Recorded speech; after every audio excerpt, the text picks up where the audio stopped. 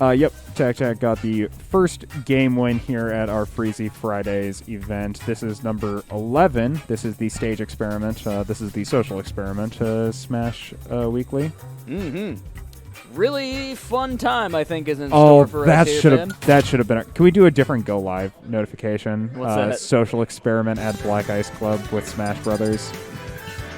I mean, no, I don't think so. Like, yeah. reset it. No, then don't. Social stage experiment. Yeah, we're trying to figure out what kind of stages people don't like. We're getting Marth and Falco? Or no, it's Hero and Falco. So Violence switches to Falco here in this game number 2. You played Kazuya in game 1, and it looked close in some interactions, but apparently opting more for the for Falco instead. This is the instant flash, but back to stage. And minor percent lead for TacTac. He really just wants to be standing on the other side of the stage from Falco and reading this menu. I mean, yeah, that's kind of the play. Gets a snooze. Huge amount of percent. I mean, yeah. Once again, TacTac opening this menu up. And no reflector coming out from Falco. Very rough. Just gets snoozed, and he's out of here. And now TacTac getting that accelerate. Just going to be doing some platform camping, camping this invisibility out. I think that was a misinput, but potentially. Now just moving to the other side of the stage. He could just, he's just going to stand still, use the hero shield to block that. Gets the Hatchet Man. Hatchet Man. And instant inputs the Magic Burst. I guess maybe expecting Violence to go for a little bit more of an aggressive option, but instead, no mana, or low mana now, but sitting on 20 mana. Are you familiar with Violence as a player, Earl? No, I'm not. Not aware of him in the slightest. TacTac player that we're both pretty well aware of. He's the TO. And, not to throw Violence under the bus or anything, but they do, by comparison, feel very inexperienced. And so we'll see if this like slower pace that he's almost doing with the Falco might actually just trick Tac up. Yeah, I mean, I don't think so. I don't think if he's going to be playing this like slower Falco style, he really needs to just be spamming Reflector against Hero, and forcing Hero to have to approach him if he's ahead. I see that he's not doing a double tap to run; he's just running. So that to me feels like we might be looking at an inexperienced player. Which, great. We love having new players here at the stage. I think it's a great place to learn. And so now this person is probably actively trying to figure out what to do against TacTac's duo play. Yeah, and TacTac is he's definitely a tester. He kind of tests a lot of kind of interactions, and if you know his character specifically, because he is experienced. He knows a lot of characters in this game, so the more people who are playing, the more time you can exploit interactions that you know more. So second game, going to TacTac, taking that one 2-0. Yep. We can just report that on stream, because we have the thingy. So. Yeah, we can do that. Yep, TacTac won't get to report his own game. You just have to click on there. Yep. Nope, other one. Yep, there you go. Cool. And TacTac wins 2-0. Very nice. Do we know who we have up next? Yeah, we are no longer in casuals. We are in the Freezie Friday. We sure are. And we're going to be getting Ehis and Rush up on stream next. Ehis, local Yoshi player. Talented. Excited to see him kind of come up and up because he's definitely improved just about every week he's here. Yeah. I don't know why he was entered in this with the sponsor of Ehis in the bracket, but that's kind of funny. Interested to see... Sponsoring himself. Is that what he's saying? Wouldn't that be everyone, kind of? Depending on the player, I guess. Yeah. Oh, there we go. Yeah. Funny. So, going to be getting into this match pretty soon. I don't know anything about Rush. No, I don't have a clue. If the name Rush is indicative of anything, I'd say it's either Sonic or Mega Man. Of course, with Sonic being the rushing character, kind of moving around fast. Moving around at the speed of sound. Yeah, that would indeed be Sonic. Or Mega Man having the rush. Little lemons. Yep. Which two very different playstyles, so not really sure what to expect as we get into this. Come on, Mega Man, we gotta go get Dr. Wowie. Getting into the second set on stream here in our Freezie Fridays number 11, the social stage experiment. Taco Guy rolling his way into chat. How you doing, Taco Guy? Yo, yo, yo. Dude, I am kind of jonesing to that new Pokemon game, by the way. Oh, Arceus? Yeah, I almost bought it. But I'm like, Can't. not now. I was thinking about Wait for that Elden Ring. Makes sense. I'm not sure if I'm going to get it. Elden Ring? Oh, I don't think I'm going to get it. Oh, I'm super pumped. Big chillin', Taco Guy, big chillin'. Good to hear. Not sure. Not sure, of course, but we'll figure it out. Okay, Rush opting for Cloud, it looks. So, any Final Fantasy fans in the chat, tell me if Rush is any sort of Final Fantasy reference, and not really. I mean, there have been moves that are, I think, are titled as Rush. That would be probably in like Final Fantasy V or something. Getting into this, he is already off to a quick 55 here, and he's just. Blade Beam's kind of a long-lasting move. Really smart use of shield. Yeah, just kind of managing to get in there. Yep. Now, okay, actually it's neutral. Down throw into the F tilt. That is a real thing, and looks like Rush going for up Bs out of shield. I really like that air dodge, and that up B trying to push him further out of disadvantage. So now trying to find his way into this Ehis offense and gets up smash. So that'll be the first stock. Very offensive player, so rushing down Rush makes a lot of sense here. But in that last stock, it was a lot of just smart defensive play. See his understanding the matchup. Yeah, I mean, it kind of just started off, very at a higher percentage, that would have killed him. Yeah, literally any higher, I think he might have died. But yeah, he is loving to contest out here, and unfortunately unable to recover. I think if he actually just charged limit after he hit side B, I think he was fine. He would have gotten his up B very low, but he would have lived on that stock. But now, hitting him with this Busta, up to 108% on Ehis' first stock. Unable to get the up smash out of shield there. Now, he has in control a quick 43, but getting answered back with this Buster, so a few hits. Yeah, it seems like we might actually be in a situation tonight where we have a lot of new players, which, again, I think is really exciting. But it'll be interesting to see how some of our larger titans in the game kind of come through and just, like, either mollywop these other players or actually, like, leave them with something to chew on whenever they leave the space or when they enter the lead bracket with us. Yeah, I'm definitely interested to see how some of these players are performing in this bracket. But, I mean, Rush... don't think you're making it back from this one, buddy. No. Yeah, Rush. Game one. I mean, Rush doing a lot of like good stuff, I would say, having a lot of like good concepts of moves, but unfortunately, just he is kind of going a lot faster, just going way more high tempo, I would say. Yeah, I think turning up the general rhythm of Rush's gameplay with very similar strategies would probably worked out a lot better. Yeah, like. I mean, he was going for up Bs out of shield. I thought going to try to save his limit off stage with air dodge, I thought that was pretty solid. But, like, he was getting punished a lot on these missed techs. Ehis constantly just sniping those out with these down smashes and getting punished off stage with the Yoshi Fair. I mean, it's kind of hard to recover his Cloud in the beginning.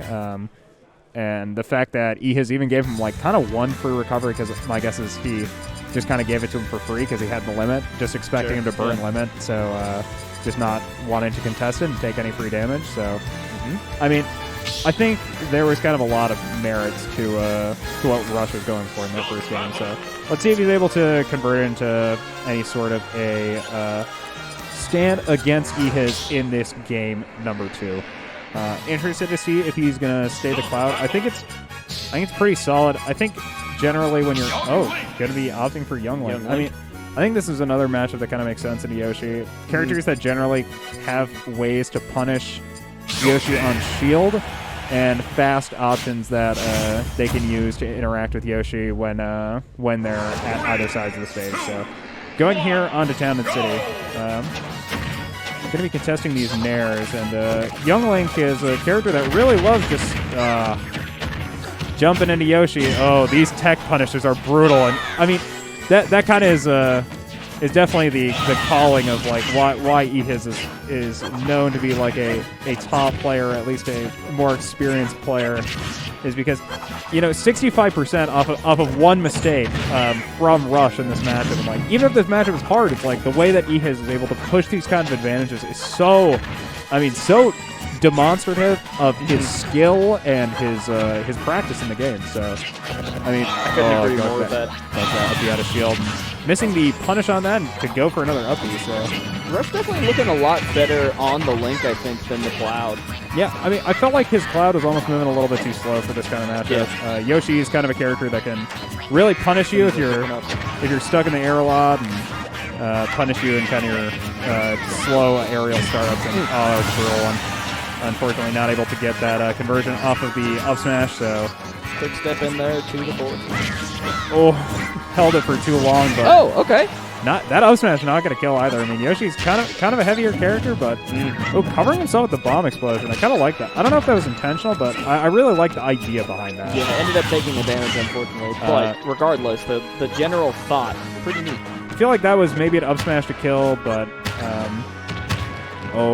brutal if he's and now just trying to find a way in, but not using the right moves for this. And Rush, in a little bit of a rough spot now. Really putting out a lot of damage. Doesn't quite get the free stock. But getting that F tilt, and I mean, in general, when you're playing a character like Young Link, you kind of have to be happy with kills like that, and you just have to be able to get this like consistent percent, because your character, you have so many tools to generate percent without having to interact up close. And even if you're forced to interact up close, you have good options to do it with. So you might as well just be trying to put as much percent in as you can. And now, I mean, 52% already. Okay. Into 85. Yeah, really nice conversion there. I like the setup with the up B into the boomerang. Yeah, and I think that's kind of something that was a little bit not obvious maybe from the way the rest of this game is played out. Is Rush I'd say he quite prefers being in this kind of situation if he's playing against Ehis, because Ehis feels compelled to approach because he can finish the game. Exactly. Right.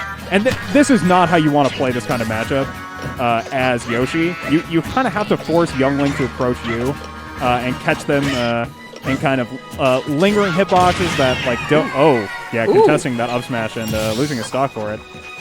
So the fact that Ehis is kind of just running into Rush right now is the best situation for Rush to be in. So agreed. Yeah, really setting up a lot of these just like straight hits and looking for a finish here.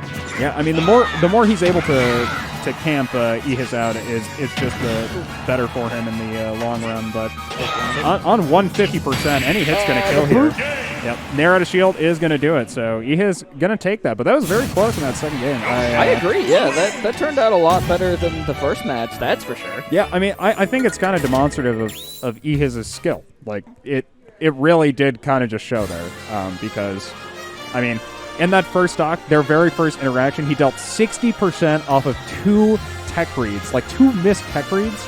Yep. That just gives him the very, like, not even necessarily like slight, but a sizable advantage at the start of the game in a matchup that isn't necessarily very favorable for him, that it's able to continue snowballing this advantage so that he eventually gets the first stock because his opponent misses an up smash, and that eventually converts into another stock. So Good stuff. Yeah, showed a lot of skill there to be able to last in what looked like a little bit more of a difficult matchup.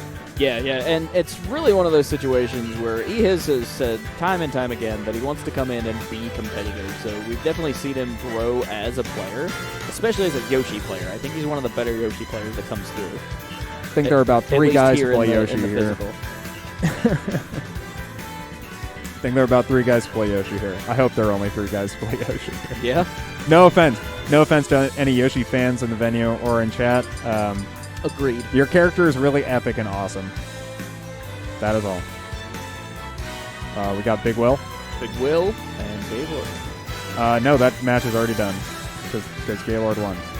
So I don't think we're playing losers. I'm not sure who we're playing next. Unless we're doing Big Will Chaotic on stream. Probably. Looks like that's if we're running losers on stream right now, that is, I mean, good that we're running losers fast. I have war. We actually running it. Yeah. Wait, is that what Drada said? Yep, that's what we got. Okay. That's a choice, but we'll rock with it. Yeah. Yeah. Yeah. Yeah. Yeah. Yeah. Right on, right on.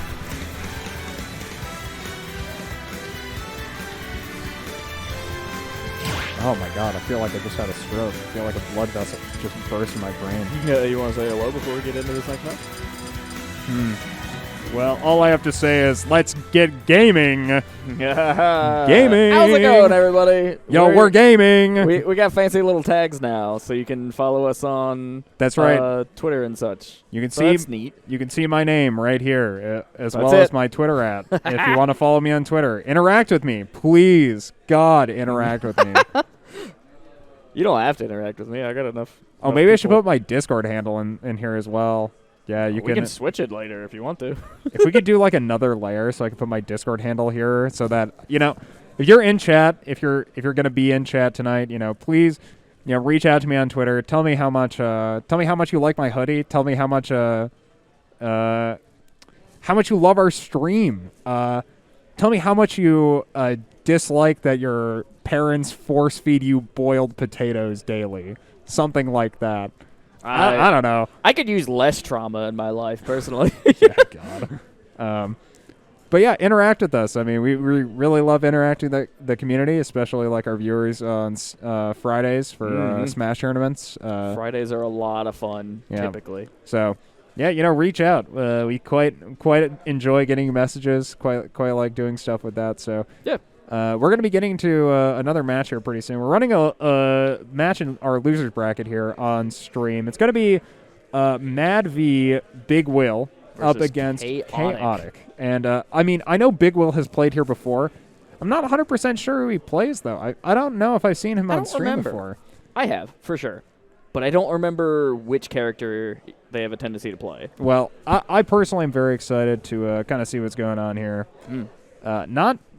Like I said, not 100% sure what exactly is going to be going on for this match. It is an exciting night here at the Black Ice Club in Minneapolis. Yeah, it very much is. So we've got a lot of new faces, a lot of familiar faces, and hopefully we'll see some of the Titans step into the building very shortly. And that's not the only new thing we have, actually. We actually also have a new rule set for this tournament because we are doing a stage social experiment.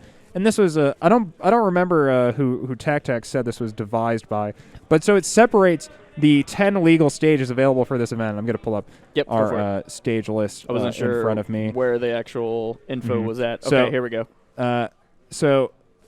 And our 10 stages total are FD, Town and City, Hollow Bastion, Smashville, Pokemon Stadium 2, Small Battlefield, Kalos, Yoshi's Story, Lilac Cruise, and Battlefield. And they're kind of separated into a lot of different archetypes of stages in our stage list. So in the first game, both players are going to be playing rock, paper, scissors, with the winners striking a stage and then the loser. And this will repeat for all of the 10 stages in the total lineup. So every stage will go through in this first rotation until the 1 out of 10 stages is picked for this the first game. Then in the second game and onward, the winner gets 2 normal bans and a type ban. So they get to ban an archetype of stage. So you're able to ban biplats, triplats, or walled stages, stuff like that. But yeah, it's kind of interesting to see how this changes up how people get to pick their stages. But now as we get into this, we got Big Will up on the Ridley and Chaotic up on the Kazuya, it looks like. I honestly think that Big Will might be the Kazuya. Oh, so I want to double check with our PO with that. Oh, because I'm pretty certain Big Will might be our traditional player. Oh, he's a trad fighter. I think so. Interesting. Nope. Draven says we're good. So Big Will is on the Ridley, Chaotic on the Kazuya. Yeah, that paper grab getting a decent amount of percent so far, but so far Chaotic a pretty significant advantage. I mean, Ridley is a very large body character, can kind of get sucked into a lot of Kazuya's like longer string natural moves. So, looking very, very far out on that percent. Laser a little early, but getting in with this almost capped that into a combo and still able to throw him upwards. I'm not sure if that was the strong up tilt I believe that was strong. Oh, getting the kill off that back. All right, we're even. Yeah, nice. No extra credit there for Chaotic, and now just going to go to the second stock. And I'm a big Heavy fan, so I would like to see the Ridley win here because I do like Metroid a lot. When Ridley was announced for this game, I was stoked. I would be interested to see which one of these characters is actually heavier, though. Oh, good point. Because Ridley is really just a big body character. You can actually dodge quite easily, but so far, I love the way... Oh. Very nice. I love the way Big Will is playing that stock. It's very, very slow. Yep. And Chaotic losing his stock there, going for the side B to recover and not able to taking him apart. Really, really smart play with the particular matchup going on right now. Yeah, I mean, the first stock I felt like was so defined by these just short trades that Kazuya just dominated big body character. But now it feels like Big Will is just playing to Ridley's like edge of his range, and it's going so well for him. Yeah, he's really doing a great job at keeping him at bay, not letting those combos come in, because when Kazuya gets close, it's going to hurt. Oh, that's a great grab! Nice. No mash there. Holy crap! I don't know if he would have... I don't know how fast you got a match to get out of that side B there, but... either way. But Chaotic not able to do it clearly, and Big Will taking that first game. Big Will takes one. Very nice. That's sick. I'm actually going to look this up on our stream setup on which characters actually have heavier. Go for it, man. We got time while everybody figures out what stages they'll be selecting for the next one. Yeah, it should take a hot minute. You know, it is kind of a different stage setup, so... All right, let's see what we got. Super Smash Bros. Ultimate weight check. Where is Diddley? Uh-oh. Hi, Ridley Rowe, Raber. Okay, Kazuya is not on this list, apparently. Oh. That seems weird. Unfortunate. Hey, you could save yourself some money by going to the Sandals Royal Bahamian Resort. Yeah, I really could. Okay, going to curl down on Okay, not updated for Kazuya either. Great. We have... Well, he's probably the same weight as Ryu and Kenmo at 103, I'd imagine. Maybe he's a little bit heavier. So how heavy is Ridley? Ridley 107. Is 107. Okay. So they're pretty close if Kazuya is 103 at least. I'm not sure he is. I think he's probably a little bit heavier, but I can't. Coming into game 2, a little bit of an early start by Chaotic, getting some great damage here. A little bit of a throw, dynamic camera. Love to see that. Very Tekken. They did a great job, I think, really bringing Tekken into Smash Bros. Oh. Yeah, getting clipped there. Going for the side B. The side B, unfortunately, not a very good recovery option when you're only allowed to use it. I thought we were going to see a potential slam down there. Okay, smart. Yeah, going for slow things down. Down tilts, but not able to get any major conversions off them. Going for the dash attack. Oh, lasers. That laser not killing, but it hits the big body character. And, okay. That is another down tilt. It's risky. These down tilts are coming out. Oh, yeah. I'm not 100% sure what exactly that move input is, but it did manage to get the kill there. It's one of his classic, like, low sweeping hurricane kick things. It's kind of like the Tetsuya Seppuku or whatever. Oh, the Tatsumaki Seppuku. That makes sense. Yeah. But now, great move. Into these second stocks, and now Chaotic finding himself an advantage here. Okay. And just as I say that, going for a little bit of a high recovery and getting absolutely blasted by Ridley. Just one stock left from Chaotic. Okay. We're getting tossed down into the losers. Got to make something happen. Well, this is our losers bracket, so this is actually the yeah, you're right, set. You're right. Okay. Went for the sneaky tail stab, but didn't get it. Yeah, trying to catch that 2-frame. What you got? Okay. Okay, nice. The dash jack is going to kill there. Chaotic really has to put on the hurt right now. Yeah, if they want to be able to stay in this bracket, there's got to be some massive comeback in this. But this F-tilt is brutal for Kazuya. And dang it, couldn't recover. That is a air dodge that is going to send him too low. Big Will moving on. Yep, Big Will going to be moving on into our losers round 2. Good stuff, good stuff. Yep, and Chaotic. Going to be bound out of this tournament. So while we get everybody situated into the next match, we're back. Yeah, we're back. We're going to be figuring out what's going on next, kind of getting an idea of what this bracket's going to be looking like. So You know, of course, we just had a losers match be played on our stream, but I mean, I guess we could input that if nobody has. Oh yeah, definitely. I mean, yes, we could. We have the power. Let's see. Yep, so fairly limited power, but we do have power. Absolutely cracked abilities here on our Black Ice stream. Like a dropped egg. Oh, arrow deep. Oh. Wait, okay. Do we have upsets? Okay, there we go. Oh, no. So we figured something out. This is different. So initially how this tournament was going to work is we were going to wait.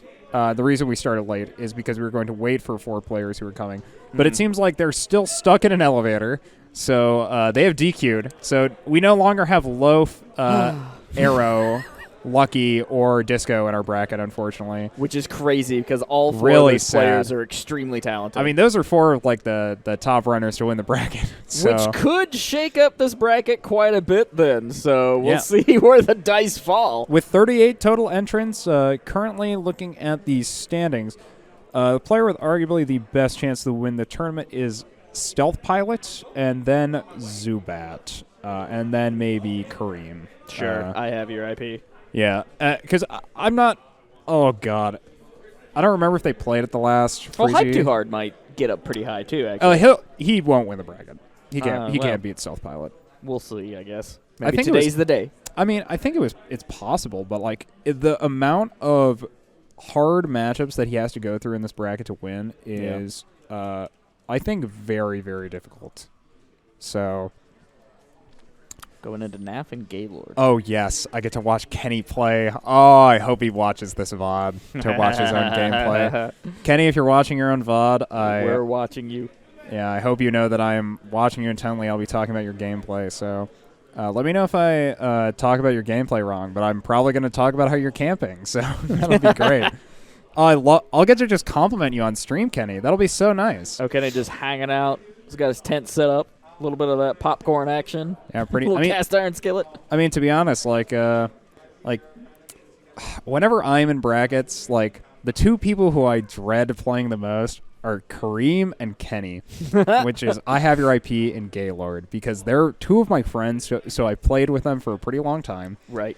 And whenever I play them in bracket, I usually lose. And it's because I am an emotional Smash player, naturally. So I will approach, even though I'm playing a zoner character, in like a hard zoning matchup. Not to say that I don't camp hard. Like whenever Kareem and I play, we basically will always go to time. So sure. Not to like, not to toot my own horn or anything, but I constantly throw against people who are better than me. So, but now we're gonna get to see Gaylord and Naf. So Naf getting through their round 1, playing against Brock the Rock, and then getting through their round 2 against the disqualified Lucky. Now up against Gaylord in our winners round 3, I suppose. This would be winners round 3. Yeah. Yep. And so Gaylord, I am aware that they're a Joker player. I don't know if he's going to be playing Joker today, or if he's going to be playing Peach, or if he's going to be playing a DLC character. But whenever I would play against Kenny, I quite thought his Joker was his best character. Okay. Because he would play Peach for a very long time, and he would go to, because Peach is a kind of a hot or cold character, I would say. In that I could see that.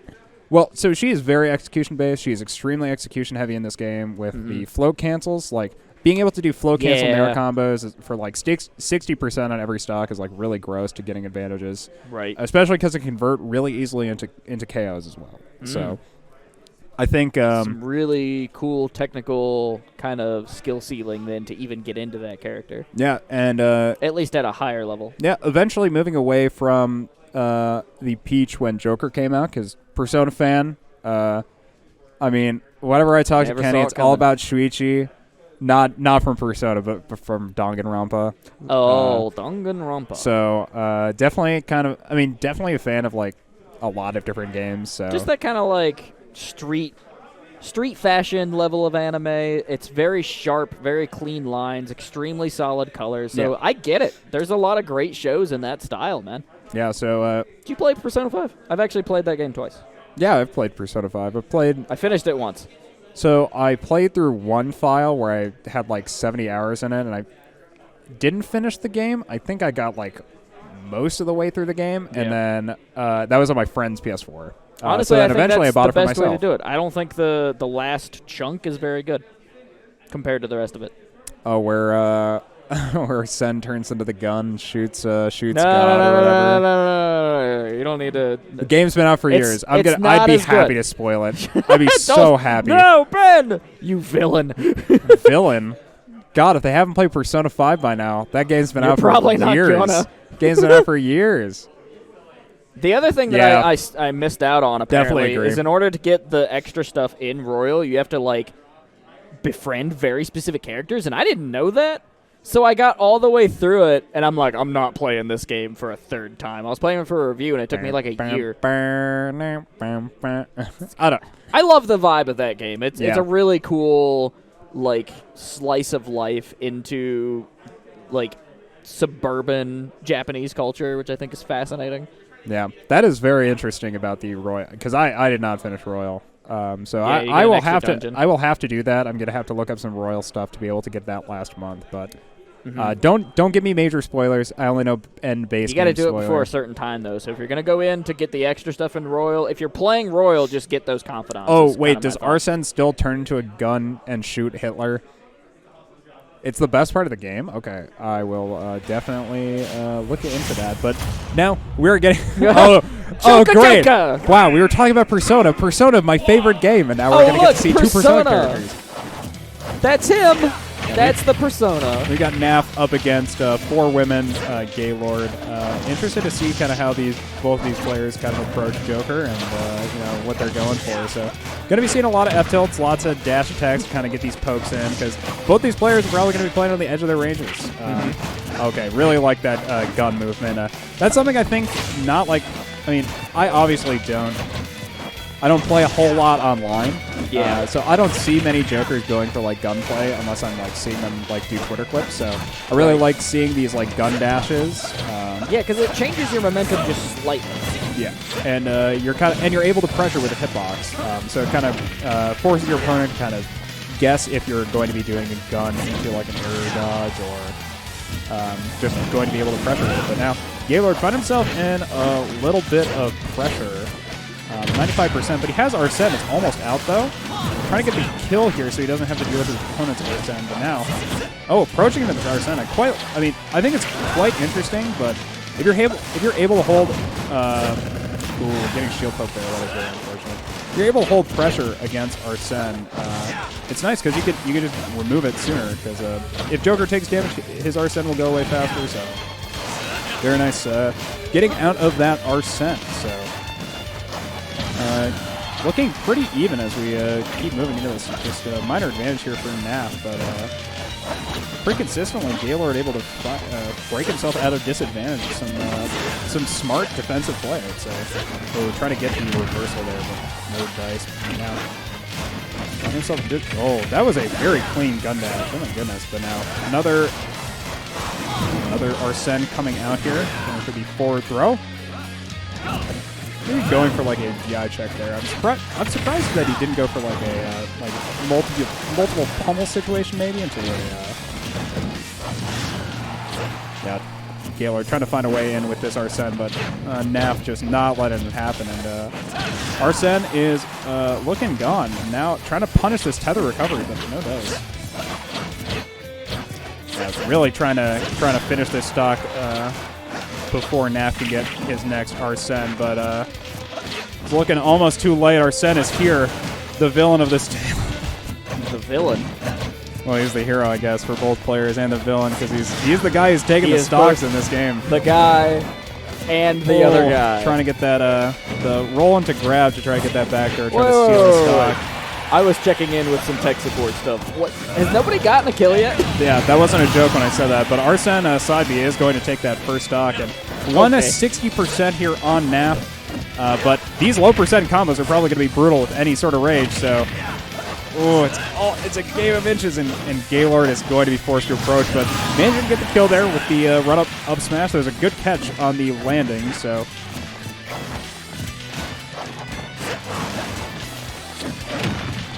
Now Gaylord getting a low percent combo here. Oh, trying to go for something spicy, but instead finding himself almost in a very big position of disadvantage. But now just finding himself with Ashen, so I think he's able to get anything off this Ashen. Hasn't really been able to develop a consistent advantage off it thus far. And falling into that down the Rebel Guard is a little unfortunate, but now, I mean, looking at an opportunity to potentially reduce some time on this Ashen. But getting pummeled out of it, essentially. Oh, grabbing. That was a very nice read on his approach option with that grab. So, Ashen, gone. And now, I mean, once again on the stock, both players just very even. Minor percent lead for Naf, but gets him to grab. Calls out the double jab. I love these kinds of options because with characters that have double hit forward tilts and 3-hit jabs.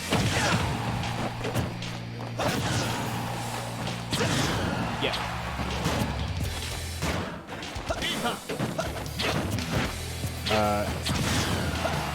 So it's a really big. Yeah, I lost my. I'm sorry. Okay, still super high percent. Neither of these players really able to get killed. But Gaylord able to find himself in the lead now. That Ashen coming out might have actually just saved Naf, but now on the verge of a back throw, and it kills. I don't know if that was some poor DI or if that was maybe just the very edge, but either way, Gaylord finding himself in a huge advantage here. Ashen coming out with rage. I mean, this could be a lot of percent on the stock, but going to be playing very slow, waiting for Naf to try to do something in the middle of him. And now, trying to trade some nairs there and stuck off stage a little bit, but getting percent there. Going for these bears, trying to read his landing direction. Now, Ashen coming out from Naf as well.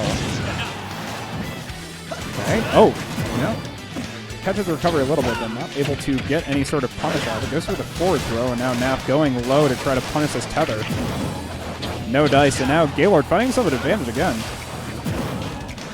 Run around these Ehis, try to get some percent off, trying to make this Ashen go away, and Big Man's gone, but that jump read in neutral is I mean, it's going to take it for Naf. 80% now on this last stock for Naf. Gaylord gonna, I mean, I don't know if he's going to wait for the whole minute, but he definitely could. I know Kenny is a player. He could do this, but yeah, no, all right, he realized. He knows. I think he knows. Oh, but getting red there, very scary. Now he has Ashen, though. 1% here. I mean, he does very much just need to focus on playing out this timer, but okay, going for that. I mean, he went for a Tomahawk F-tilt, but not opting for the grab, thinking he was going to get red on it, but 122% here now on Naf, trying to punish that recovery, but Gaylord not able to close this stock out. Yeah, that bear might actually do it, but oh, that Ashen was so clutch. And now this is kind of anyone's game. 20 seconds here on the clock. Naf is looking to punish this tether recovery. Oh, going for the falling F-tilt, but I mean, Gaylord can kind of just sit back. He's got a 40% lead, and there's 7 seconds left on the clock. 4, 5, 4, 3. Oh my God. Oh. What a set. But Naf manages to take it. I mean, Gaylord had such an advantage for the entire time, but 2 seconds left. He gets down smash red on the normal getup and loses. No, Kenny! Wait, who took that one? Naf. Okay, gotcha. Yeah, I feel that's so hard, Max. Or, let us know. I don't know why I said Max. Beckett, I feel that's so fucking hard, Beckett. Oh my God. Let us know how the general audio kind of sounds currently. We think we got it fixed. Oh my goodness. If it still feels off, let us know. That's part of the process. I feel like that game just gave me No, Kenny, why? Wow. Oh my God. Well, that was something. Yeah, really good composure from Naf there at the end, though. Being able to take like, literally 2 seconds left. Very epic, very good gaming. Wow. That'll be a tilter. Let's see how he carries it into the rest of this set. I would be interested to see if he is making a switch. But it looks like he's going to get there again. This is the LAN event. Chaboy Enzo. Yeah, we are at the Black Ice Club in Minneapolis. Yep. And here at this Black Ice Club, we're heading into game two of this winners round number 3 here against, or Gaylord up against Naf, both playing the Joker. And Gaylord losing a very close game in that first round. So probably coming back here with a vengeance, looking to prove himself here on this Pokemon Stadium number 2. And at a minor percentage disadvantage. Growing bigger, though. Even Naf at a current advantage, obviously. Arsene on the board. Yeah, Arsene coming out. I mean, this is a big guy getting this big damage in and trying to end these stocks fast, trying to punish the recovery there. I mean, this I like the idea of trying to punish this tether recovery, but I feel like it's Nair that really needs to come out to try to punish this tether, and it has to be done way, way closer to the ledge. Wow, I think. But either way, both players traded with this Arsene, and now Gaylord sitting back trying to get this Arsene out from Naf. Using gun to kind of keep Naf at bay. Yeah, keep Naf at bay, give him that little bit of chip to wear down Arsene a little bit more. You know, the damage does make him go away a little bit faster, so. Oh, perfect. Now, 126 here on Gaylord to the 110 on Naf, but both players find themselves without their Arsene, and about 60% on bar here for Gaylord, but maybe about 20% here for Naf, but 150 here now for Gaylord, getting to a much higher percent. And I mean, very soon, I would say down throw is going to kill, but now 160 on this Arsene, trying to get some way into this game, and he's got the kill ability. He's just got to be able to seal the stock out now, and that dash tag is going to do it. Very tip. 160% here on this Arsene. Let's see if he can get some more percent before he potentially loses the stock, but Naf not being willing to approach, it looks like. He's playing very slow. Oh, nice. Getting a really good percent there. That's 40%. What else you got there, Gaylord? Come on. Now, playing this Arsene, I really like this idea. So you're at such high percent that you kind of are, you want to be able to play more aggressive so that you can try to just take little pieces off this Arsene, because if he touches you once, you're basically just dead. So a lot of damage coming in, almost 200% on this Joker. Love that little downward Devil May Cry style spin. Dante would be proud. Yeah, I mean, it's very strong, able to help cover your own recovery, and now Gaylord finding himself in somehow an advantage again, 204%, holding the tempo here in the second stock for Naf. Holding strong. Yeah, I think that first game definitely tilted him a little bit, but coming back. Getting there. Okay, game audio is still a little bit behind. Okay, we'll check in and see if we can tighten that up just a little bit. But now, second stock for both players. Just these crosses of shield and these skirmishes before both players just go to either side of the stage, throwing out projectiles, trying to get this little chip percent in, trying to find ways in. Almost looks like a gun boost grab. I don't know if that's a thing, but like it looks like it. That looks fancy.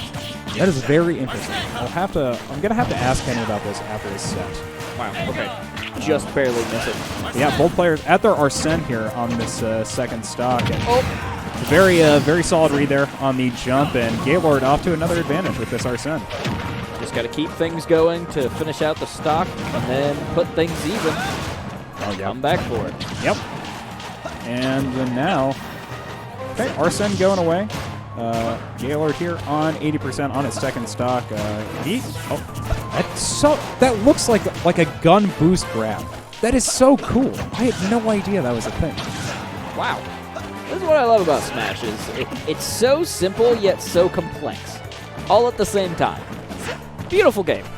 Yes.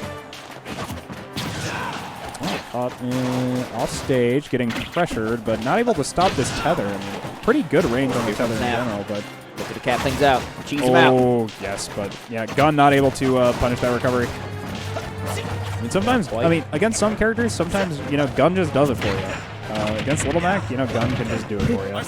But now, this Arsene going online for Naf here at 30%. Poor Little Mac. Oh, Bear out of shield. And that gun is going to turn on the other Arsene. We got two Arsenes here. Oh, very low. Yeah, trying to trade these dares, trying to get this stock over. Staying on the ledge.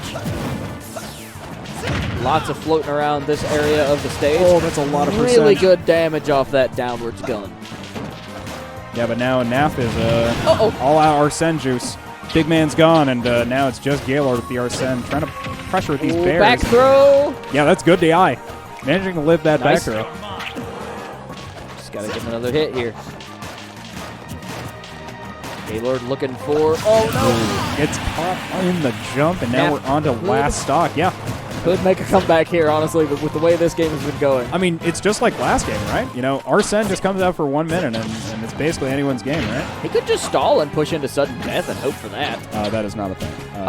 We don't have sudden death It's in time. regular? It's time. So whoever has more stock, timeout wins. Well, what do you do? Is it a percentage lead then? Yeah, percent. Percentage stock win. And now in extreme disadvantage. I mean, we almost got a timeout last time. Almost, but not quite. Yeah, I 2 don't think seconds. we've ever seen one. Oh, I have. I've been in many timeouts. Oh, whoops. I can fix that. Wait, what? We're in Microsoft Road. I'll figure it out. Oh my god. Gaylord. This is anyone's game. Just trying to wait this Ashen out so you can go in. Yeah. Joker is so scary to play against. Okay, both players pretty close to kill percent now. Nap finding his pressure in this game. Oh my god, if that was an up smash, that actually would have killed. Oh.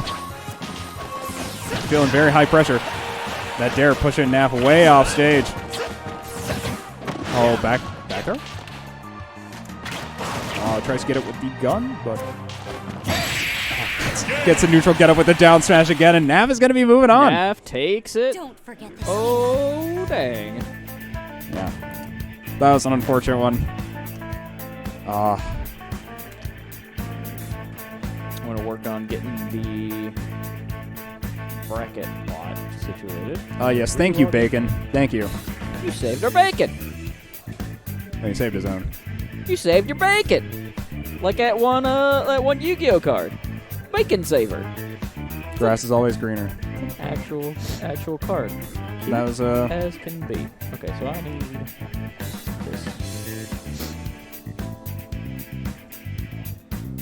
Okay.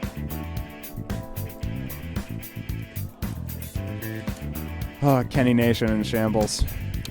Kenny Nation. Unfortunate. So I'm going to do a quick reset here. Well, I guess Gay Nation. You can do Hopefully- Gay Nation. Hopefully nothing breaks. Gaylord Gonna Nation. deactivate, and then we're gonna activate.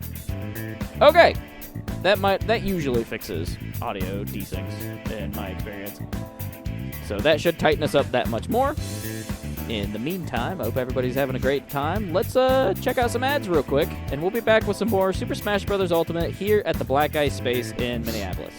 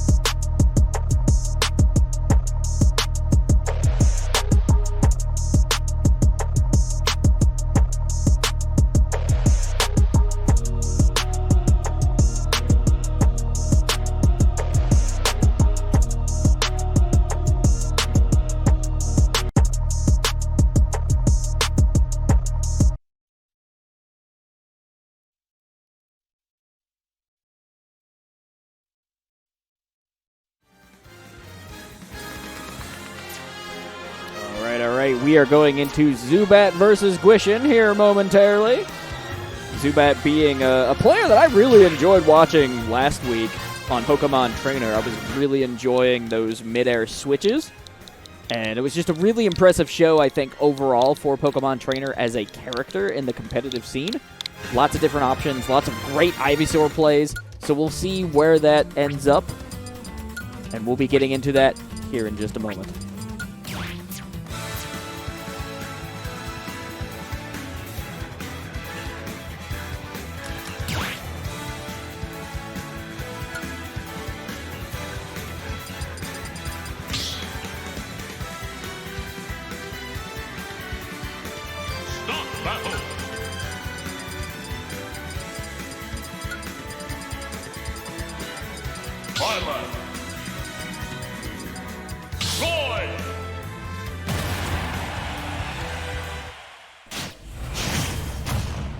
All right, here we go.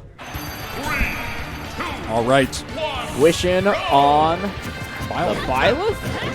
Yeah, and Zubat going to be on this Roy. We've seen his Roy a few times now. I mean, the Roy's pretty solid. Yeah. I do like that Pokemon trainer, and I was telling the viewers this earlier. Yeah. I mean, I think I would prefer to see Pokemon Trainer over Roy over to see the Ghostbuster. But I don't mind him. You're just poking him off on this. Yeah, but I like this pressure so far. But so far, these trades looking very close, and I think that is overall beneficial to Byleth. He has a little bit more high range, but maybe it's better for Roy. You are kind of able to, punch Byleth with it every step of the way.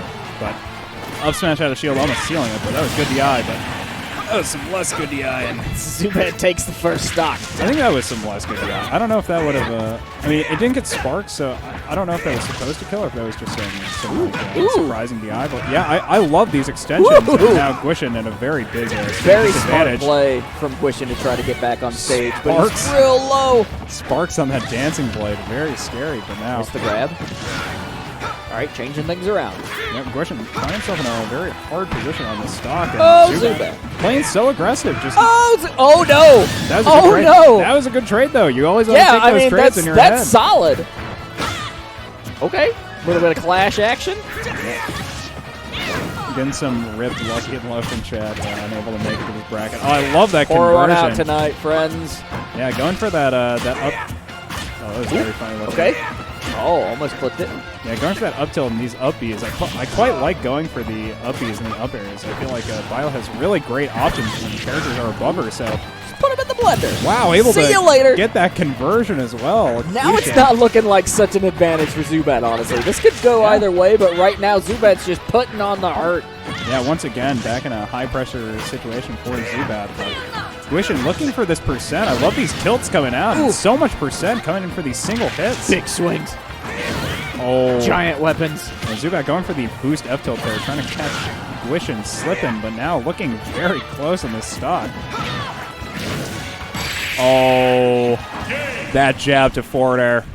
That was very nice. That was a really nice catch. Catching that side B coming in from Gwishin and hits him with the fat base of the fair. So that first game going over to Zubat. Very nice. But really close. Gwishin really able to convert his way back into this. So yeah. I mean, right? No. Gwishin did not win. No. The other one. I was answering tech team. It's spaced out. Now, headed into this game number 2, I'd imagine we're going to see these same characters. Gwishin having a lot of characters in their arsenal, Zubat having more than a few characters themselves, but I think both of these players probably favoring this matchup. So, into game number 2 already. Oh! I mean, Zubat is just loves approaching with these aerials and just getting lots of this nice-looking percent. Just goes in hard. Nice. Tries to get a little bit more of a conversion with that dancing blade on the platform. They end up resetting neutral, and these single hits are so much more favorable for Byleth. Okay. 71% off that up B. Quite liked how that looked. Pressure on Gwishin? Yeah, I mean, that shield pressure was big to get that dancing blade. Yeah, I mean, you either eat it or you take the dancing blade. What do you do? Pushed it into disadvantage from that. Almost getting caught in the tether. Right. Went for big swings. Yeah, that was, I mean, if these are base hits, it was way worse. But somehow Gwishin ends up at the advantage from that short trade. But And that boost F tilt putting a sizable percent lead here for Zubat. Oh, Zubat. Yeah, reading that air dodge, getting that kill as well. Looking very solid here. Nice. Able to kind of adapt his way into a much easier way for him to play neutral. Very talented. What else you got? All right. Hits him with the up tilt on the way in. Can dig it. Oh, but the platforms! Wow, that was dirty. Holy shnikes. That was just those are just swipes. Just swiping them. Yeah. I mean, that's just excellent movement and execution, honestly. Couldn't have seen it any better on it. Like, that, good stuff. Yeah, I mean, looking to close the set out real fast, trying to find his way out on the this. Shield pressure, shield break! See you later! Oh! That was clean. Zubat. That was clean. What a set. Yeah. Put that shit on your TikTok. Holy shnikes. That was great. That was very nice. That's a good show. I mean, wow. I don't even really know what to say. I got the conversion on the second stock nonsense, into the shield break on the third. That was a rough one. Yeah, that was. Listen, man, you were playing real. That first game was looking real solid. That second game, that went downhill. That was a brutal one. That was so unfortunate. Gwishin coming over here, being a really good sport about that loss. Yeah. I like Gwishin. He's a good dude. Yeah, I mean, he's a player who's constantly getting better. I remember when I'm pretty sure he and I played and I beat him. I'm not 100% sure if I won that set, but yeah, okay. I think the first time we played, I won. The second time we played, he washed me, and then now he's playing really well. Off to the races. Yeah, he's playing really well against these higher ranked players. So that was really nice. He stepped into the dojo.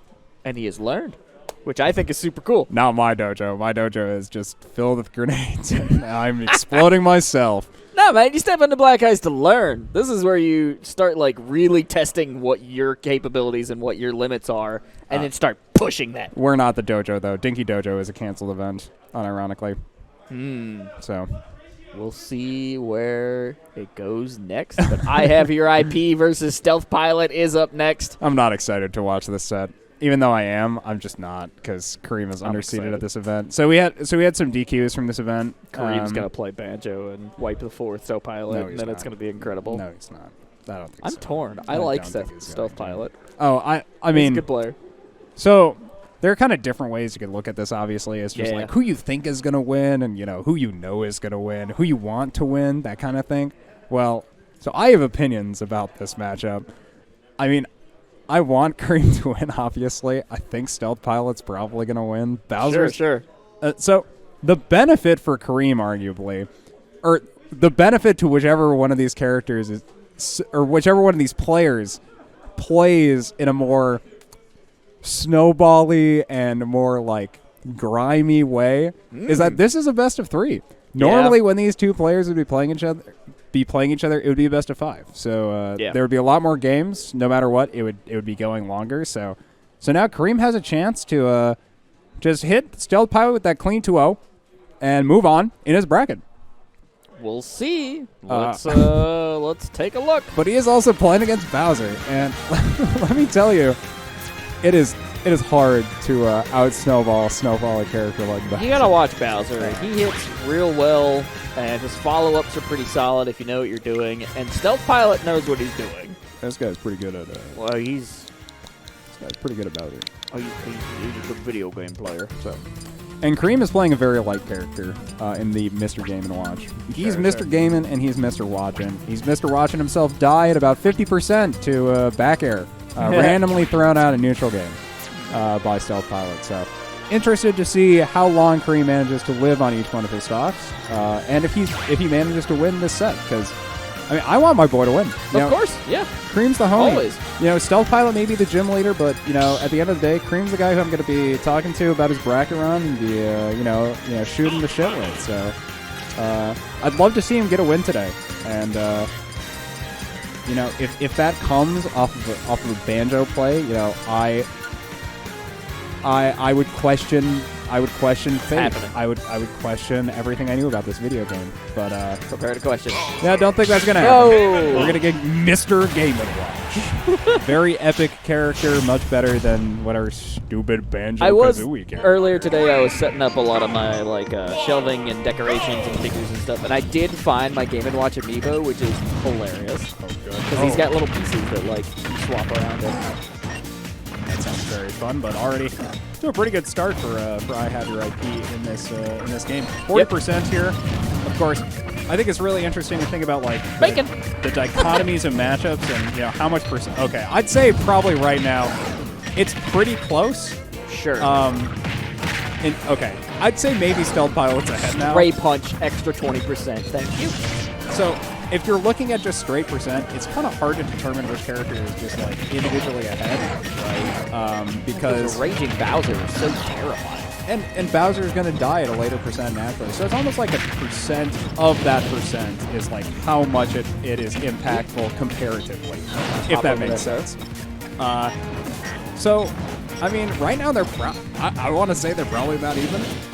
If Bowser isn't dying, this is really bad for IHaveYourIP. So. Oh! I thought he was dead. I thought he was dead. I thought you collapsed a lung. Oh, freaked me out so much. Almost This is a very scary part of the game to be in. He's at 155. Yep, there's the first stock. Just a casual little downward forward tilt. And now, 155 on this first stock. Put the yodeling song on? I don't know, man. It's so funny. Chair. Either way, here we go. Going for the low bear, trying to punish that recovery. Just make an extra percent. Oh, a little bit of shuffle. I love that stance so much on Bowser. It's an intimidating stance. Oh, chair. That's with the chair. See ya. Whew. See ya there. Yeah. Okay. Anti-air with that up tilt and landing with the down air, but punish. Up air to the header. And now went for another. Bowser very, very substantially ahead, I'd say, in the set now. Yeah, I would say so. I mean, there's just such a potential for turnaround. I mean, it's kind of just if Game & Watch is giving any space to Bowser, I feel like Bowser is ahead. If Bowser is still live on 5% on any stock, I feel like Bowser is ahead because this character can really push advantages very easily against light characters. I feel like he was going to go for a tomahawk or I think maybe he would have gone for a cycle, but yeah, he got a beat out of it. And then earlier we got to see the upward little puffballs that Game & Watch is so known to throw up. Yeah, his up air is just very and then contested on a down air, and the up air wins. That's crazy. Oh, a little bit of fire for you. Oh, looking for option, getting up from this ledge, but really not. And that's an option that Stealth Pilot uses so much, that dash turnaround up tilt. I mean, it's an anti-air, it can kill. It is a dash option, so it covers a large portion of the stage, and it is a really large move. So, really good pickup on that. Now, on this stage, too, whenever you throw up your up tilt, you're going to clip through the platform. So if you find your opponent on the platform, just throw your little fingers up there. It's fine. And that's on a lot of these bypass styles. Parried the bacon. Oh, he's been getting lots of these single parried bacon. He's like, no, I'm not taking that. Stealth Pilot playing very well. Ooh. I did as well. I had it on a grilled cheese sandwich. Icelandic bacon having boys. Uh-oh. It was a ploy by Big Bacon. Big Bacon. I like it. Okay. Oh. Forward throw. Okay, 80% on this last talk for IHaveYourIP. He could basically die in this race. Went for a header, but honestly, I feel like Stealth Pilot is realizing that when he starts contesting situations in the air, he better be confident. Because it's just not working out for him. His ground game is where he's really making the progress. Wow, I love that. I mean, that was slick. For grabs. Oh! That's a back air. There it is. Stealth Pilot takes game 1. We can all breathe a little easier. Yeesh. I mean, I'm just sad because obviously Cream, there were a lot of positions in that game where I would say he had a really good spot. Great. Yeah. Percent lead, or even just, almost getting conversion off stage, but unfortunately not able to make it work. And now we're going to head into this game 2, and Cream, IHaveYourIP has got quite the road to climb up. 2 games here against Stealth Pilot, this Bowser, with the game advantage. Because it's not gonna be easy, that's for sure. I think this is definitely kind of hard for them to watch. You have to, you can't make mistakes when you're playing as a character like that, because he is a character, when you're so good at him, like Stealth Pilot, who can really just take absolutely full advantage. Like, if you throw out a committal option at like 60%, Stealth Pilot will kill you. Like, it is gross. Great early start here. Getting into 30% here from Nairs, and keeping himself safe with this platform against that down air. But okay, reads that, but eats the fair there. Ooh, almost a punish after the eat. Yeah, it's kind of any sort of percent you want to be looking at. Oh, yeah. Oh. That option is so good at catching these aerial options. I mean, because you just kind of have to respect that he's running in. It's very hard to react to. Because you don't know what kind of option he's going to go for. Because he could just go for like a run-up grab if he's just crazy. That's the thing with Bowser, is that's always a threat. He's kind of like King in Tekken. You never know when the dude's just going to run straight for you and grab. Yeah, I mean, that's kind of the thing about a lot of the heavy characters, is they are able to punish shields in ways that aren't just grabs. Okay. Lots of characters with high shield percentage moves. Bowser, obviously, Bowser Bomb. Gotta get out of there, reposition. But lots of these, like, command grab style hitboxes. Missing bomb hitbox on the ground feels very sad there. Now, looking very close in a percent game. And this is very scary for IHaveYourIP. I would argue he's at a disadvantage because Bowser. So it's just harder for him to play the game. Catches him with the upbeat. Looking for a land. Probably a neutral or something. He'll die off that. Yeah. Ow! Just unfortunately not respecting Bowser landing when he's not standing on a platform. So, which is weird because Kareem was like successfully contesting that move and keeping an eye out for it. But the other move that we haven't seen in a while from Stealth Pilot, wow, that was a quick stop, is the down B. And the down B is dangerous. I mean, we saw it there with a little bit of ledge play, which is where he likes to throw it. Oh, very nice. Key? Yeah, very nice spike. Getting the spike hitbox on the key there. That second stock from IHaveYourIP, just very unfortunate, getting caught out on his recovery at 60% from Bowser fair, and just getting taken out with the rage hitbox. Or rage, as well as just the position he was in, just getting the free conversion. Jeez. Yeah, he definitely is probably feeling pretty good about that early stock. It was a quick one, for sure. 90% on him. I mean, Kareem has got to play this stock just absolutely. Because that's one way to do it. I mean, he wants to be using smash attacks. He needs to be able to put actual kill pressure on Bowser. Yeah. I mean, his normals don't often kill. Like, you have to be able to read Bowser's recovery with that bear, or read like a committal option like that downer with an F smash. But getting a little smarter about making sure to watch out for those. Nice lots shield of pressure on shield. Yeah. Really, really low shield there for a bit on Bowser. Yeah, but, I mean, 160% on this Bowser, trying to punish the two-frame there, but no dice. Okay, get it with the bomb on the platform, and now we're on last stock apiece, but this is 67%. Eyes on you, Kareem. You really got to pull it out right now. And, I mean, if there's anyone who thrives under pressure, I feel like it's Kareem. Right? Yeah, I mean, he does well. But I'm interested to see how he's going to approach Stealth Pilot. He's got to play this very slowly, just kind of respecting a lot of Stealth Pilot's options, not trying to take too much percent so he doesn't just get killed by something random like a boost F tilt. Ooh, that fist was coming back. Yeah, very scary boost F tilt. Oh! Runs up, tries to get an option, but the shield comes out, and that's a out of shield up smash, and Stealth Pilot going to take that one 2-0. Good stuff, good stuff, good stuff. Yeah, really nice there from Stealth Pilot. I mean, I think that matchup is probably very difficult for Game Watch to play if the players are of equal skill, because just you can kind of get away with a lot when your character just kills your opponents at like 60% from kind of like anywhere on stage potentially. But Of course, not to say Stealth Pilot like played very brainlessly. He played extremely well, very smart around how he was getting his conversions, and just really smart and playing around Game & Watch's disadvantage. This character, I mean, Mr. Game & Watch is not an easy character to play against. Like, no. You really have to respect the fact this character has very large options and can play proactively if you're playing a big body character. That's exactly what Stealth did, and it worked out for him.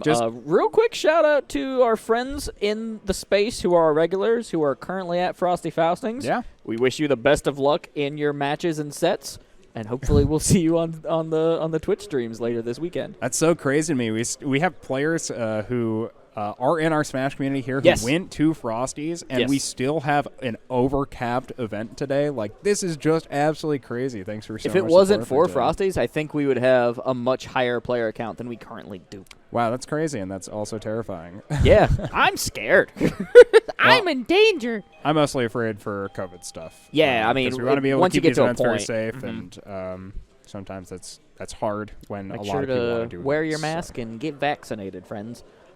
And that's definitely something that is very much enforced here, is the mask policy. So we're going to go into our next match here in just a moment. Looks like we've got players settling in. Yeah. I know that player. Who is that? I mean, that's Don't they play Melty Blood? Yeah, it's Slowpoke. Or Slow King. Is it? I thought his name was like Winter or something. Or Snow or something like that. I don't remember. It's been a few weeks. Oh, you mean Snorlord? Yeah, Snowlord. Snorlord. Right. Is that him? I thought that was Snorlord. Or, it wasn't Slow King. It actually is Snorlord. But I don't think he's in this bracket. I didn't think he was a Smash. Yeah, we're going Ashen, Dragoon, and Gaylord is where we're going now. Ashen, Dragoon, and Gaylord. So this is going to be a loser's bracket set. Ashen, Dragoon, oh, God. They play... I should remember this. Anyone in chat know what Ashen Dragoon plays? Please feel free to send it now. Forever hold your peace, of course. I'm going to just think on this. We're and taking bets. Make weird faces probably on this stream thinking about what character he plays. I'm going to guess... Knuckles. Oh, Richter. No, that is right. He plays Richter. You're right. Thank you. Yes. I was going to say, I remember he played like a unique character, but I wasn't sure what it was. Yeah. So we're going to have Richter up against Joker. Probably. I'm down with that. Yeah, I mean... Should be fun. I'm interested to see how he approaches it. I have seen some of... I'm so bad with names. The SoCal Richter. I don't remember his name. We looked this up the other day. I mean, we were watching clips from him. He's very... Punk? No. Punk is a different fighting game player. Oh, God.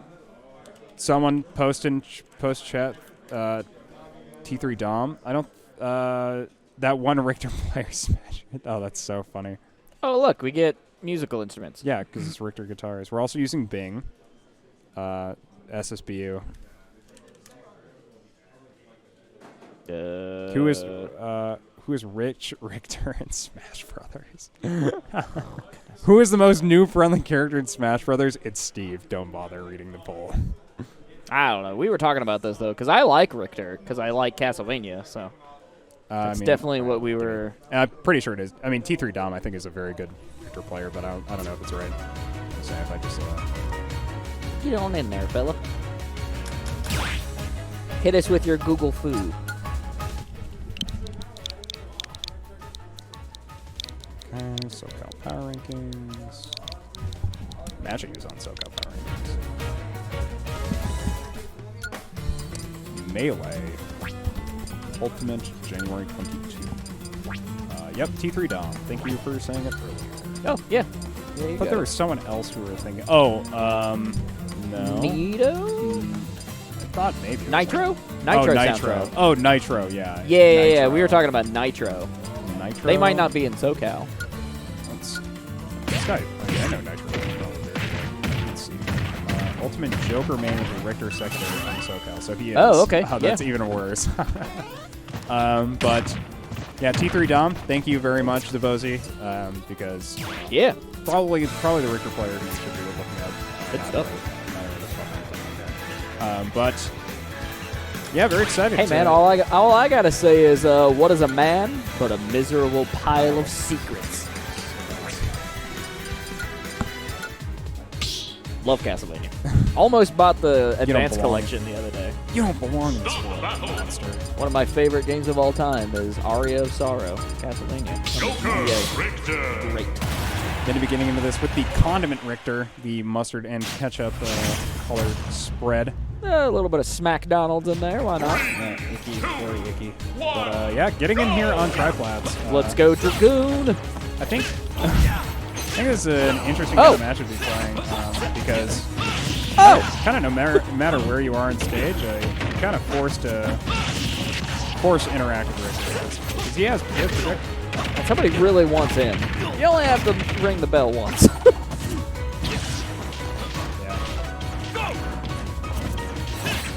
Okay. A little bit of parry. Oh, getting that Holy Fire. Yeah, gets that little bit of extra chip percent, but now he's got access to the Reflector. Because when it's just Rebel Guard, there's no Reflector on deck, but now, yeah, finding his way back onto this stage with this Arsene. 73% now, trying to punch this recovery, but just taking some projectiles. And trying to land with that recovery / counter. Oh, but clipped him with the Holy Water. Yeah, getting lots of clips here. Ooh! Nice turnaround from Gaylord. Rolling through that and managing to get the kill, punishing that down air. And, nice. First stock. Yeah, nice first stock. Now Richter going to be approaching for the rest of this disadvantage period. Watch that X, one of the best kill moves that Richter has in the pocket. A little bit of pocket of tricks. It's not that good, actually. Yeah, it's funny because I could name so many moves that I could use. All right, I stand corrected. It's still good though. Yeah, I mean it's good at punching jumps. Yeah, it's like a really good catch, and it will kill at high percent. So, it just has a different arc than his other projectiles, and it does a good amount of damage. So there's reasons to use it. You can also beer reverse it, so there's things. But yeah, Ashen Dragoon finding his way back into this set with that stock, and now 40% here on this stock already. Taking an opportunity by hitting the flip onto the Holy Water into the fire. It's a little percent there. Yeah. Punish a bit.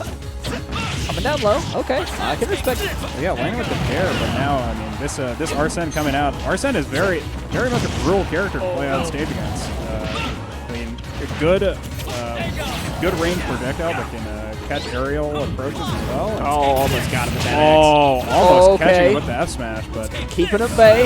Yeah, doing very well, keeping this Arsene in disadvantage. And now Arsene's all gone. It's just Joker. Smart. Great play.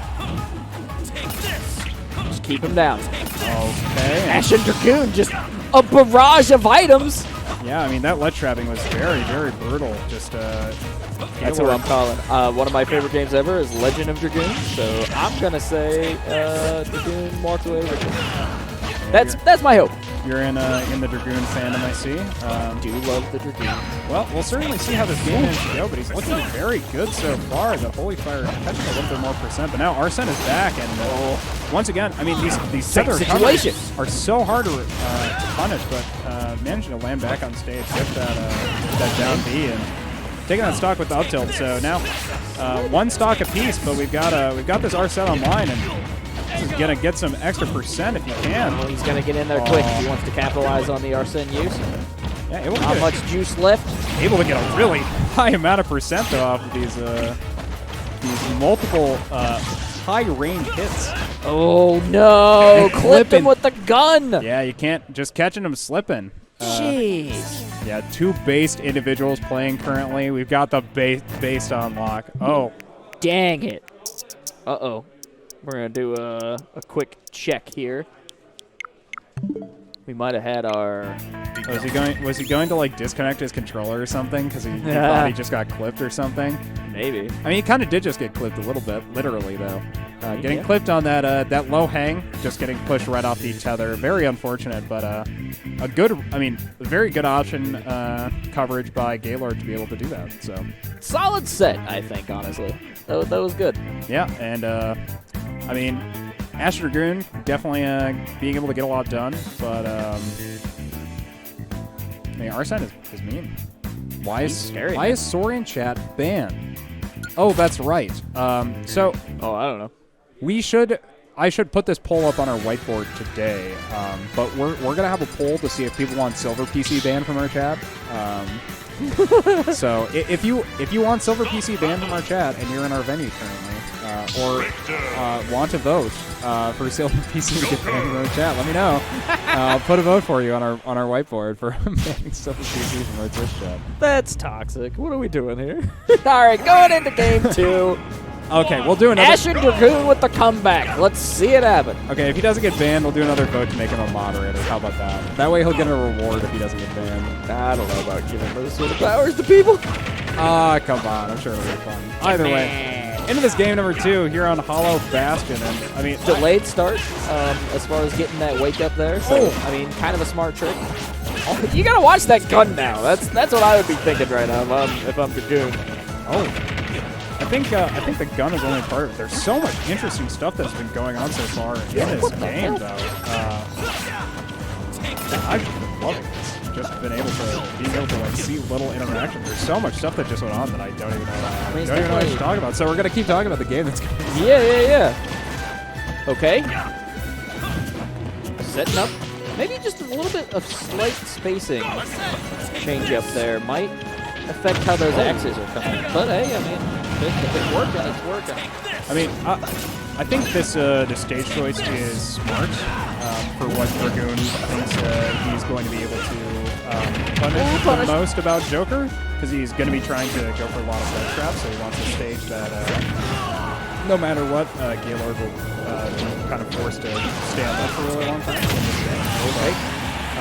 That stage kind of working against him, because now Ashen managing to find advantage for Gaylord and pushing Ashen Dragoon across the ledges for just so long. Ooh, nice axe. Yeah, I mean, punishing the tether recovery a little bit, but mostly just with percent. And, ooh, okay, that holy fire coming out. Almost caught him. Iframes though, saved him. And I'm interested. I mean, I think very solid spacing. I quite like the way that gun being paired up with that holy fire. But I quite like the way that Dragoon is angling these forwards. I mean, that was a really great catch. Nice. And I'm interested to see, because he's always angling these forwards up, trying to catch like aerial approaches. I'm interested to see if they'll ever be switching around in case Gaylord switches to almost more of like a grounded approach, but instead taps into that. Okay. Yeah, just getting a lot of chip damage with these specials, that holy fire connecting into the upbeat. But now Ashen coming out, so these normals from Joker are definitely going to be adding up. Okay, catches that with the Aegon. But, yeah, that's what Joker's move is. But, oh, I mean, this Ashen just played very well around in a defensive way. But oh, that holy fire getting a little bit of conversion here, trying to punish that tether as well. I mean, Gaylord being so willing to go for these edge guards against tether recoveries. It's very nice to see, because tether recoveries are inherently exploitable, but unfortunately just not able to find anything from it so far. Alex hitting me with the fact. Aegon. It's Aegon. It's Aegon. Aegon. Alex hitting me with the fact check live on broadcast, and I was correct. I was really curious. It's Aegon. I like knowing my JRPG spell name. It's Aegon as the localization actor will say it. Aegon. Oh yeah. Okay, trying to find his way off of this ledge and trying to find a way into his neutral, but that F-tilt gonna take this Ashen out from this stock, and now last stock here for Gaylord in this game number 2. Come on, Ashen Dragoon. Rep 1 for the Dragoons out there. A little bit of chip damage in, but I mean, Ashen Dragoon using this single platform to very high efficacy. Gaylord has been able to land on top of an aerial and test the gun. Yeah, this gun coming out. That was a very good read with that down smash. Unable to get anything off it. And that'll be not very quite close to killing, but advantage. Yeah, significant advantage here. Flip him with the axe upwards. Yeah, stuck here in disadvantage. For a double axe.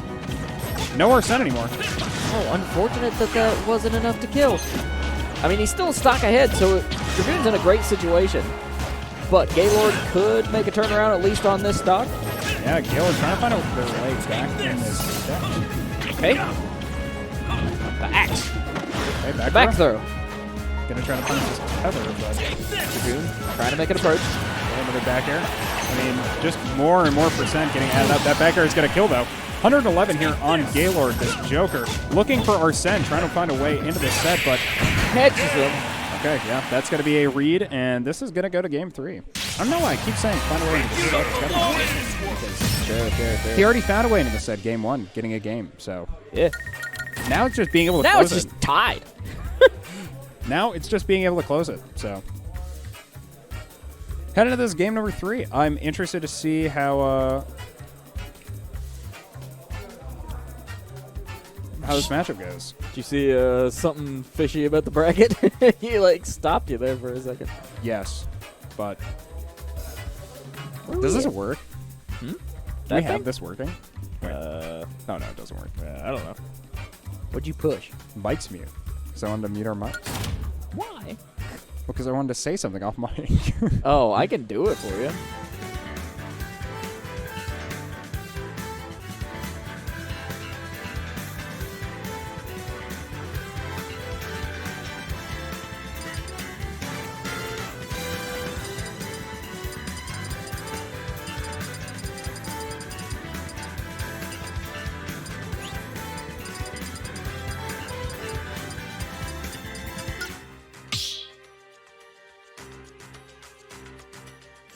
Start the battle. Joker. Victor.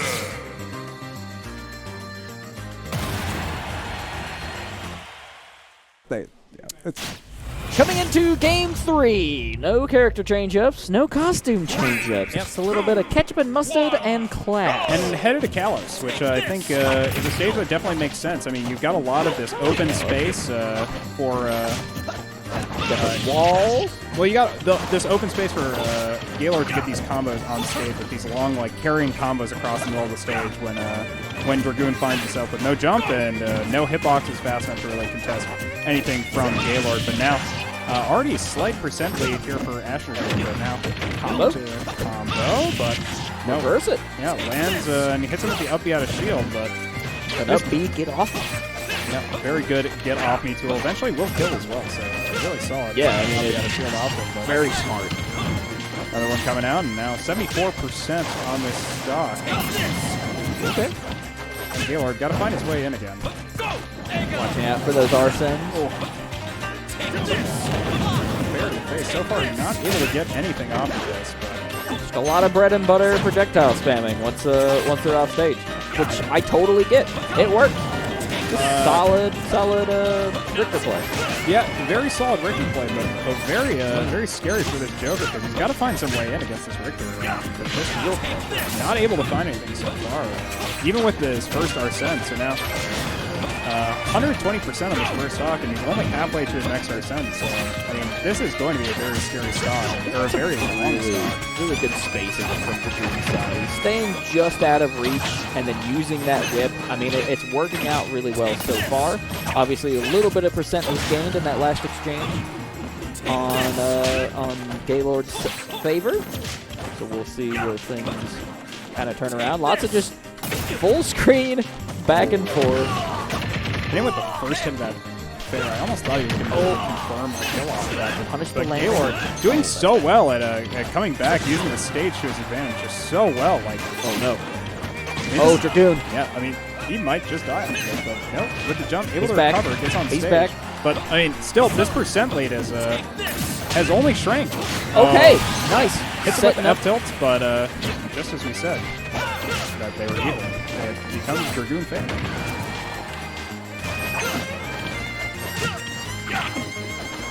Okay, Gaylord finding a way in through these projectiles, but now unable to punish this tether again. Just trying to go for it so much across both of the sets we've been able to watch. The Boomerang players came all the way back. unable to punish the tether in this one. Yep, boxing out that shield. God, these angled corridors are so good from Dragoon. And I feel like we may have seen Dragoon improve quite a bit since the last time. like the last game. No, since the last time we saw him on stream a couple weeks ago. Potentially. I mean, they're definitely looking very composed in this set. Yeah. Going for a lot of confirms and feeling very comfortable even on a stage. even off stage, it feels like they're not as worried as you would expect a Richter to be. They're just not cracking under pressure. Yeah, I mean, Gaylord really hasn't been able to get any of these like kind of long combos off on the stage. It's kind of just been short hits using the Arsene to get kills or get high levels of percent. But now Dragoon camping out this Arsene, waiting for as long as possible so he doesn't have to play against Arsene. I mean, Arsene's no fun. This big baddie is just no nice. No, he's a bad thief. Bad man. Oh, that was brutal. That Arsene. Oh!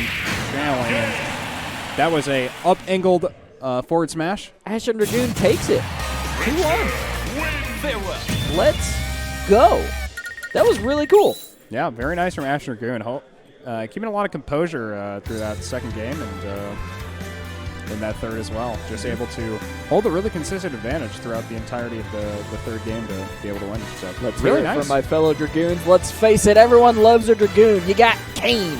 You got Dart. You got Rose. You got that one boss from Mega Man X4. Dragoons! Yep, you're definitely saying a lot of characters. Hey, man. I love them.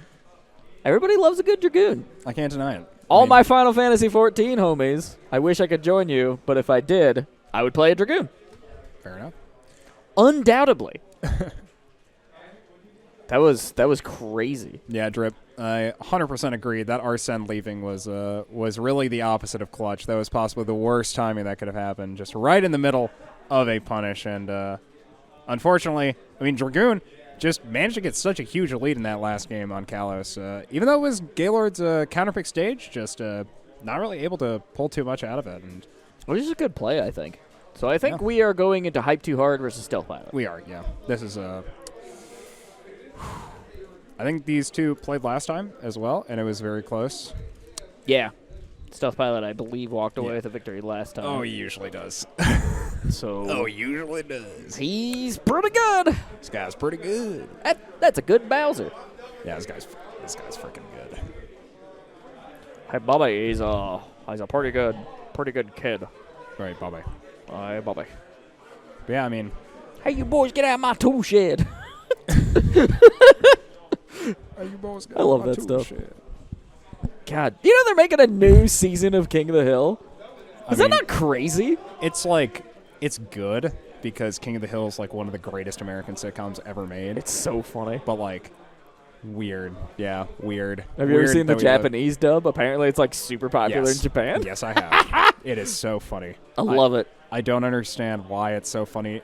I mean, it's so humorous because I talked to my friend in marching band who's from Texas. And his entire thing actually is that the first time we interacted, we talked about King of the Hill. Oh, okay. Because he's like, I don't understand how people find that show funny when they're not from Texas. But it's so funny. It is. All right, so we're going to take a quick break, setting up for the next match, and we'll get things situated. We'll be right back with you here shortly. Sounds like we've only got 4 matches Ehis left. making the finals? Nice. Oh, yeah, beating Zubat in a Game 5 set. Wow. That's a pretty big upset, in my opinion. That's a big win for Ehis. Yes. That's a PR win. That's a PR win, so it's definitely what he wants to be winning. So very good for him. That's what you got to do to climb the ladder, man. Yeah. I was going to say, can you move down to losers quick on this bracket screen? Yep. So we've got Ehis and Stealth Pilot in our winners finals. And then on one side of our losers quarterfinals, we have Hype Too Hard up against Winrow. And on the other side, we have Zubat up against IHaveYourIP. So definitely definitely some exciting matches left. I think so. I think there's a lot of action still just sitting in the back burner. I mean, just about 5 sets left in our bracket today. So just cooking. It looks like one of our losers quarterfinal sets is already running as well. So going to be moving on into another one of our sets. And it looks like we're going to get IHaveYourIP up against Zubat here on stream. Nice. So I'd imagine we are going to get to see... Well, I'm interested to see if Zubat goes for Pokemon Trainer or if Zubat's going to go for this Roy, which we have seen them rock kind of a decent amount through this tournament. Yeah, I think there's a pretty good chance we will see that Roy. Nope. Sephiroth? 0 for 2. Sephiroth. Yeah, I quite like this though. So Sephiroth is Wait, is this a his? No, this is I Have Your IP. Yeah, that's what it says. Oh, okay. I didn't get a chance to switch it over. So moving into this first game, yeah, Sephiroth is a character that I mean, he has the tools to contest Game & Watch at range, and he has punishes for if Game & Watch gets too close. So I quite like this pick. I think it makes sense. I'm interested to see how well you can execute on it and how well it does up in this Game & Watch. But so far, looking very good using the very tips of these disjointed hitboxes to really put a lot of pressure on Game & Watch. So now 92% on this first stock, up to 100% now. With track rate. Just waiting. Oh, looks like there was a controller issue. With some sort of something or other. Yeah, reset. Yeah, so we'll see where this goes. Oh, I bet Kareem couldn't shield or something. Oh, I hope it's not an issue with our GameCube adapter though. So sit tight. Gonna figure out while we're here what's going on with this set. We're back. Yeah, we're back. Definitely some gremlins in the system tonight, but we'll get it. Yeah, we got some crazy stuff going on in our stream. Definitely some cyber chase monsters if you're familiar with the Scooby-Doo classic film. So. Oh, I was thinking of that PBS show. Oh, cyber the one chase? about math. Oh, isn't that called Cyber the Electric Chase? Company? Yeah. Well, yeah, that's right, but also it's a classic. I'm much more of a Scooby-Doo aficionado. So once again, moving into this game one, so we already got to see a little bit of this Sephiroth. Looks like doing a quick button check, making sure we do all their stuff, and now moving into this. I mean, yeah. Yeah. Okay. Yeah, we're in it. Okay. Just a little gentleman's button check. I Have Your IP definitely looking a little bit more solid in this start of the game. Previously, Zubat getting off to a really massive advantage in the start off of basically one conversion for about 90%. So you love to see it. Now, looking a little bit more even, though. Both players kind of been able to trade some hitboxes here, but now, yeah, still kind of the same, actually. Dang. Wow. All right. But yeah, minor percent lead here for I Have Your IP, and he's got to be really careful about these Sephiroth narratives. I'm interested to see. Yeah. Okay. He's going to be going for conversions off like every one of those, forcing these air dodges out early, and now I Have Your IP put in a very scary situation. Definitely a lot more caution I'm seeing from I Have Your IP side. Angel? Yeah, I mean, very scary. Yeah, I mean, you got to really be worrying about these massive hurt boxes coming up from Sephiroth. I mean, they have a little bit more of a windup, and they're kind of, they're thin. Yeah. That forward air, the back air, the F tilt. I mean, these forward-facing hitboxes are very good. So you got to have the skill to kind of line it up, and yeah, Game & Watch is a little shorter. Well, that and Game Watch doesn't really have great hitboxes to contest Sephiroth's stuff, like it looks like. Yeah. And, like, right there, he didn't have any burst option that was going to be able to contest that Sephiroth bear, but real so low. Managing to get that first stock, but lands on stage and takes a chair. Couldn't get away from the chair. Yep, now into the second stock. Okay, just some minor trades. I Have Your IP taking an up B, taking a ride neutral. Hello? Let me take you for a ride. Take a ticket. Yeah, I mean, in the pre-game, I suppose, Zubat was looking very solid getting these kind of those kinds of conversions, this nair into these aerials, and I'm interested to see how well he'll be able to keep getting that. But that was a very well positioned spot by I Have Your IP to get that grab. Interesting choice from Zubat, I think. Going extra low. Okay. This catching the fairy fire. What else? I don't. That ends up not paying off. Spikerinos. Going very deep, trying to get the bucket on the down B, but ends up making him lose his stock. And now I Have Your IP put in a very difficult position in this game number 1. Okay. Ooh, barely hits him with that bear out of shield. That could have been very scary if he missed that punish. Angel on tap. Oh. The reverse jab pressuring shield there, that was very fortunate. Nice trade. So advantage much on damage. Zubat. Oh, very scary. That would have been terrible. Going for a forward throw there. Using these bacon, but I guess he didn't think maybe he had gotten it or not. Not opting for the chair there either way. Trying to approach. Oh, going for down tilt there. Up Solid shield. Yeah. Oh, the armor, though. Armor on that down smash, very terrifying.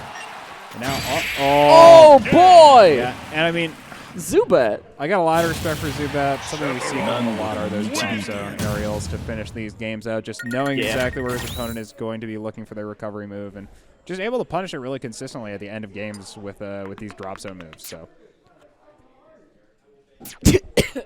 I'm okay.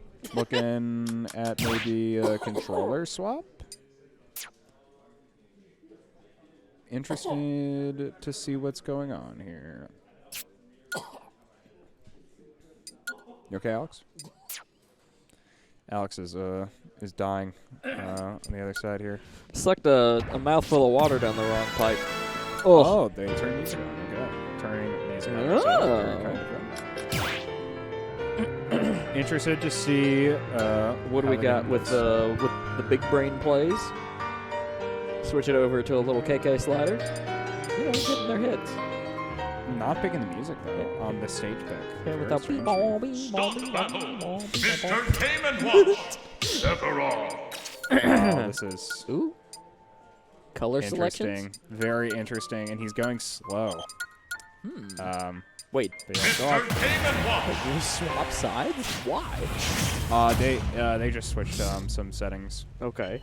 3, All right, we're on the side now. 1, go! Heading into this game number 2, I believe the set is best of 5 as well. Quarter. I believe this is best of 5. But yeah, moving this game number 2 onto this small battlefield. Yeah, I'm off to a pretty good start so far, but it's almost a 40%. Yeah, keeping around 40. There's the up to 50 here. But once again, I mean, both these players just creating these aerials around Zubat. They're so willing to trade these long, thin aerials into IHaveYourIP, just trying to contest this aerial space.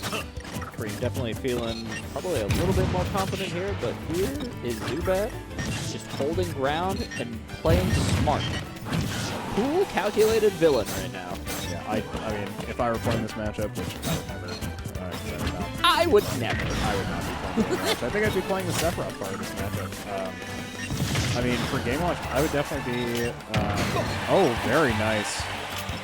Almost actually getting a full punish off that, but... I mean, I would definitely be pretty nervous contesting Sephiroth sword, but... Oh, the TacTac almost killing at 90%. Jeez. And everything from here on Delight! From here on out, it's all best of 5, baby. We got action.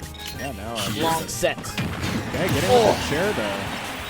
Yeah, that up B to land a little bit on stage is maybe it's just a waste a little bit of time. But either way, ends up converting into a stock for IHaveYourIP. So now even Steven needs ish on this second stock. Huge air trade.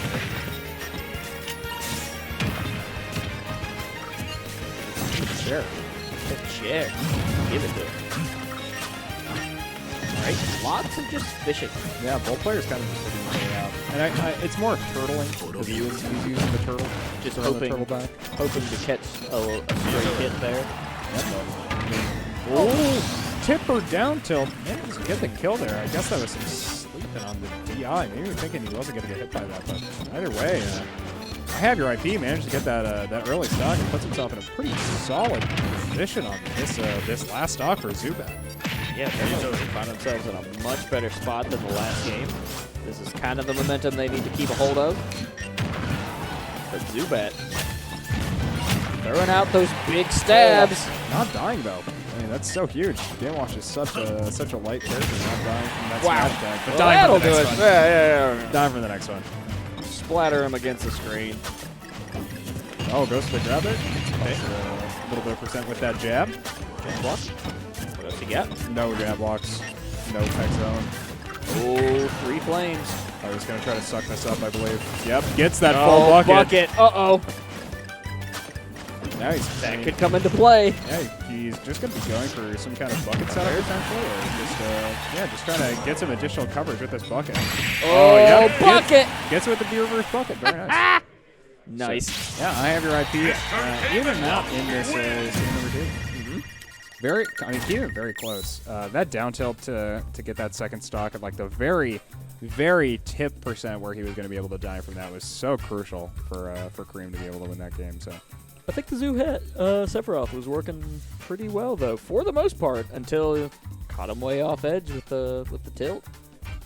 Yeah, I mean, in these kinds of high pressure games where you're playing against these players who are, I mean, very consistently going to be able to punish your mistakes. You know, just making any sort of mistake is just going to be brutally punished. Yeah. And it also means that these players are going to just be consistently playing better. Which means that generally they'll be making less of those mistakes. So there's less opportunities for you to be able to punish like that. So just stars lined up, and they managed to get that stock there. And now headed to Pokemon Stadium number 2. Strap in, friends. We're going into Game 3. Friends game number 3. Mr. Getting the same matchup. Yep. It must be something that Zubat has like lapped up or prepared specifically for Game & Watch. You think? I mean, I would imagine that Zubat's probably played this character a fair amount, like just played Sephiroth a fair amount. Maybe not just thought about specifically playing it into Game & Watch, but just played this character, and this character can do stuff in Game & Watch. I mean, we saw some Sephiroth play, I believe, in the Squad Strike last week. Yeah, we saw it in the crew battle as well. I believe, right? No, there's no Sephiroth. It was just in Squad Strike. It'll be on the VODs here pretty soon. I just need the chance to put all the descriptions and timestamps in. Show you how to do it. So far, I have your idea at a pretty heavy percentage disadvantage, but holding 2 stacks of bucket, so definitely some stuff going on for him at the very least. If you have the opportunity to fill the bucket, you may as well. It definitely worked out in that last stock. As a zoner player myself, I quite fear Game & Watch bucket. It's really no fun to play against, especially if he gets it to you when you're low percent on your next stock. He has a powerful bucket. That shit is no fun to play. Okay, barely managed to catch that downer. That would be very important for him probably to keep the stock for longer, but first blood, Zubat. Yeah, no dice, unfortunately. The Game Watch getting to such high percent, just getting finished off by the Sephiroth dash attack. Okay, getting that grab there, though. 100% here on Sephiroth. Alright. Even in, snaking in, smart. These fallen drops, unfortunately, just not able to convert into anything. And I really like the positioning of that bear. Just able to catch the like the edge of the platform and also getting off the platform. Oh, landing with a really nice bomb there, though. Very close to the ground, so it almost looked like he was just auto-canceling his bear into his Caught in the recovery. Oh, catches him with the Octaslash, though. Opts to go for the high recovery, so got the best stab. Just managing to try to okay. And now, yeah, Zubat finding himself in a pretty significant advantage.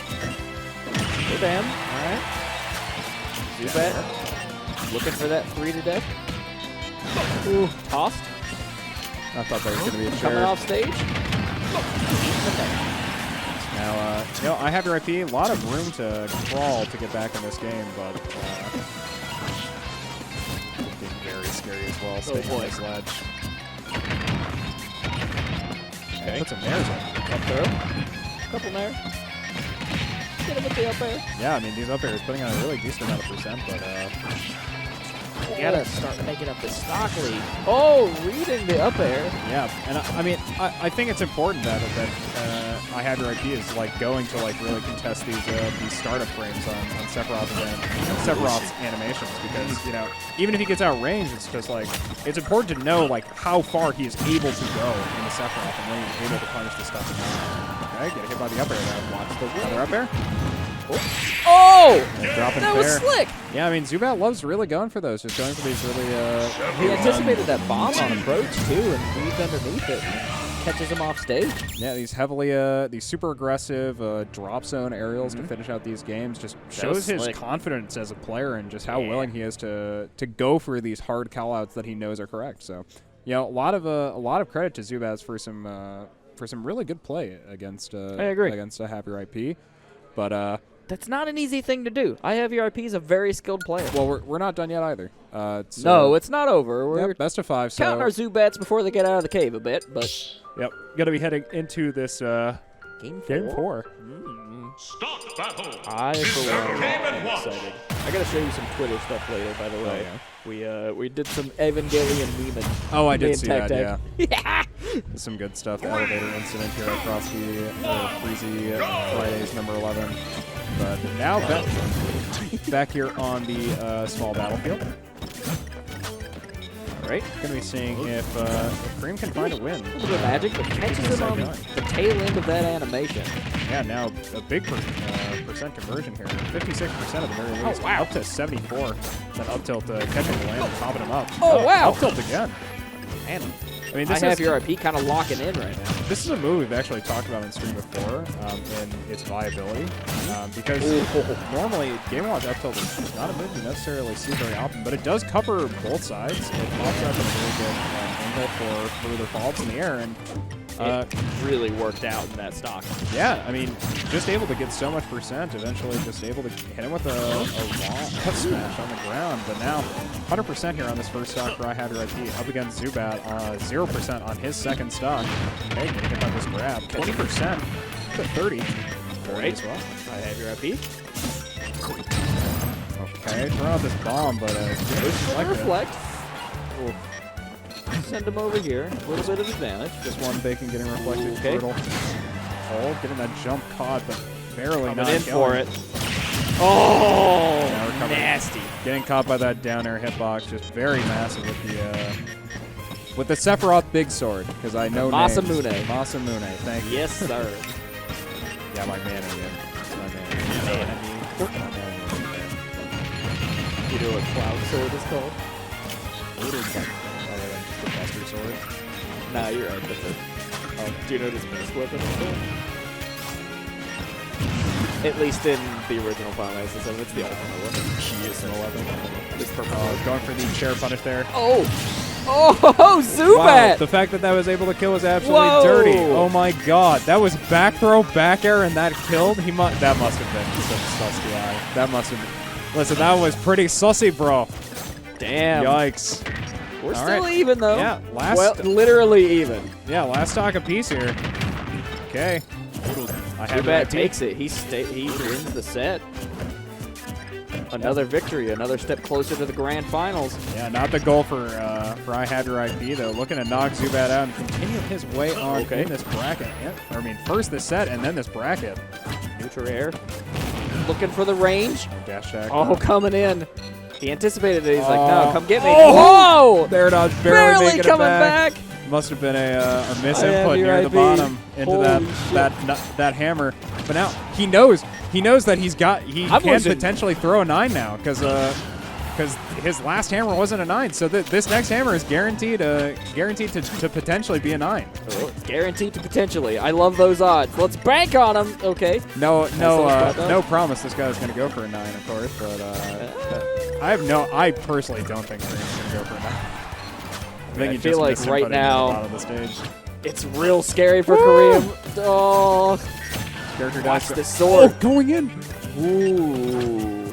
I mean, that could have been bad for Zubat. Listen, Game Watch has played super reflect. carefully to not die at this percent. 130% on Game Watch. Zubat in, he catches him. Oh, falling up there. Just catches so much. 3-1 victory for Zubat. Grip, that killed at 58%. That killed Holy at 58. crap. That was dirty. I have no idea. That was gross. We got to see that one on the replay later. That was, I don't know what that was. Wow, that was well, I can tell you exactly what that was. That was a back air into some unfortunate DI into an insta-kill. So Great. very sad. For IHaveYourIP. Wow. The villain. Managing to make it to 5th, though. He was seeded 13th at this event for some reason. And managed to make it all the way to 4th or 5th. So Sure. huge for Kareem. Good games, good gains. Like starting with that kind of seed. I mean, he lost to Stealth Pile in like winners round 3 because that was just his set. That is no fun. You come up against one of the big uns. Oh, it's tough. winner. So yeah, he lost against Stealth Pile in winners quarters. And yeah, I mean, just really unfortunate bracket. So coming up next, we either have Stealth Pilot versus Ehis, or we have Hype Too Hard versus Winrow. Yeah. And the winner of Hype Too Hard and Winrow goes on to face Zubat. Nice, and yeah, this bracket will be shaping up to be done relatively soon. But yeah, we'll try to get rest the matches on stream, I suppose. Looking for trying to figure out next match. But yeah. If you're interested like in waiting for somebody's friendlies to wrap up or something. Yeah, if you're interested in checking out any of our future Smash events here at the Black Ice Club, check out blackice.gg. Check out our socials: Facebook, Twitter, Discord. Yeah, join our Discord. You know, search for Black Ice eSports pretty much anywhere you might think to search. Yeah, and you very well could find us. Yeah, and you can. And this is me, Ben Philbin, right below us. That's my Twitter ad. That's him. So that's the guy. Yeah, feel free to check me out, interact with me. I love interacting with people. I don't do it very much, so that'd be awesome. At my Twitter, there's some very funny memes about this elevator situation. Yeah, I think that's probably the funniest thing that came out of tonight is the fact that 4 of like our top seeds just got stuck in an elevator and couldn't make it to the event. The biggest bracket shakeup was the elevator. Was the fact that people just couldn't come here because they were stuck in an elevator. But it's like now we're still looking for people in this venue to run a set with. But it looks like TacTac's doing a chase down. Go check the potty. Where they at? Yeah, but I mean, so we've got Hype Too Hard, Winrow, Stealth Pilot, and Ehis left in this bracket. So Yoshi, 2 Bowsers, a Falco, and Zubat. Looks like Stealth Pilot is pretty well ready to go. We're just looking for Ehis. He should be up there and ready. Yep. Oh, is it? Yep. I can't see him from here. I believe he's up there, right? Oh, I don't know. I think so. Is he? I don't know. I'll put the name in while we're looking for that. Yeah, but yeah, we're gonna be getting. I mean, Bowser. Oh no, there is. Nope, there he is. Yep, I'm gonna get some Bowser Yoshi. Probably a few times tonight. This should be a really fun match, I think. Probably. I think this is kind of difficult. I think for both characters. Both of these players are character specialists, so they kind of know a lot about their individual character interactions with other characters. I think Yoshi is substantially less common, though, than Bowser. So that could trip up Stealth just a touch. Yep. Interested to see how practiced Ehis is, or Ehis is, into this Bowser pick, because, I mean, they've played before. Yeah. And Ehis... It's been close, I think. I mean, Ehis has looked like pretty solid, but Bowser has a lot of tools that can actually contest Yoshi very well. A lot of tools to break that armor on the second jump. Just good options to be able to trade with Yoshi up close. Only issue is he is a big body character, so you can't get kind of combo fooded. Especially with those little dancing feet. He gets in there, it hurts. Oh, yeah. But take a lot of hits on that. But Bowser is a character that does have something that Yoshi really dislikes, which is an up B out of shield. So he's going to have to play pretty carefully around this Bowser shield. And Stealth Pilot is a player who goes for a very interesting and like a whole lot of different nuanced options in neutral. He's got some tricks in his pocket, man. He loves this turnaround, dash up tilt, like for anti-airs and for just stock ends. Like, it's just like a very consistent option at just doing more damage. He is. Did we get an update? Or? Hype Too Hard and Winrow are currently playing. Okay, so we're gonna get their set. We're gonna get offline. Yeah, that's gonna be an offline. Everything after this though is going to be streamed. Sounds good. Whoever wins goes into Zubat, and then we'll have this match between Ehis and Stealth Pilot, and then Grands. Yeah, I mean we kind of have already seen enough of Falco Bowser, so 7 rings in his hand. I have so much respect. You have to have, so this is like a mental thing. You have to have such a mental advantage to just be like, okay, we're gonna start our set. I'm going to pick the stage, in the sense of we may have struck, but I'm going to be the one to physically pick the stage. I have the agency, and I get to pick the song. I get to pick whatever I want. and he picks. And he picks Sonic. He picks 7 rings in a hand. This is the biggest mental game that you could have in one of these winners final situations. But Stealth Pilot has experienced this before. I mean, even with he's massive power up, he's still lost to Stealth Pilot before. So he's stretching, getting a drink of water. He's in it to win it, man. That's what's happening. Yeah, this is the psych up. I mean, this guy's talked to me about how to stay calm under pressure, how to stay collected when you feel like you're maybe a little bit overwhelmed.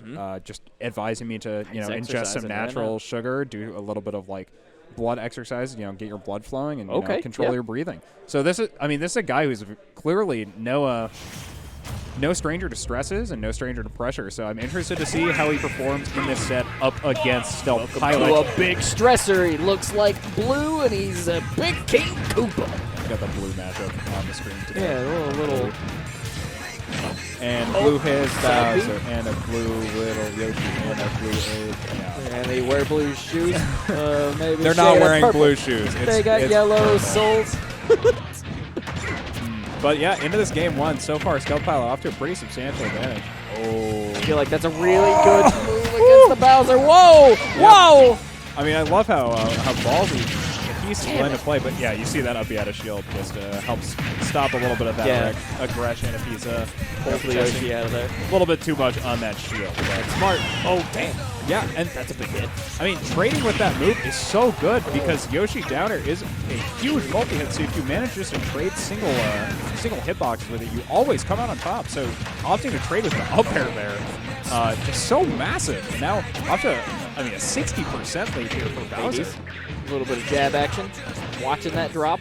Yep, going for. I love this option. This is so sick. I was actually gonna say that I thought he was gonna go for that. But yeah, I mean, holy shit, shooting right back, instantly dropped. Ehis Nation where we're at. Yeah, I mean, this is huge. Ehis responding back right away, but Stealth Pilot getting so much percent on this. Wow, 80%, almost trying to read a landing option. Went for a forward smash. Gotta hit him with the drop kick when you can, man. It's funny. Yeah, I mean, I think it's really interesting. Oh, wow. Okay, yeah. He's really finding his way. Wow. He's finding so much pressure back in this game. Getting those up B eggs is just really doing well for him. Catching them, like, slightly off stage. Like, there's a lot of great things happening right now. Just with a grab. I mean, big range grab there from Stealth Pilot. I gotta watch that. I think maybe he thought he was still going to be able to jump there with his wide with up smash. A little bit of X. Time for breakfast there. He keeps going. I mean, we see this option he loves going for, but he's actually positioning. Nice reaction time. Oh, but catches the Bowser bomb. I'm pretty sure that egg actually made that hitbox really wonky. That was super weird. 40% off that tech read. Huge. A little bit of neutral air action. What else you got? Nice shield. Ehis. Dodging that up smash. Wow, okay. Get some really weird interactions with the Bowser slams in that egg. A little bit of header.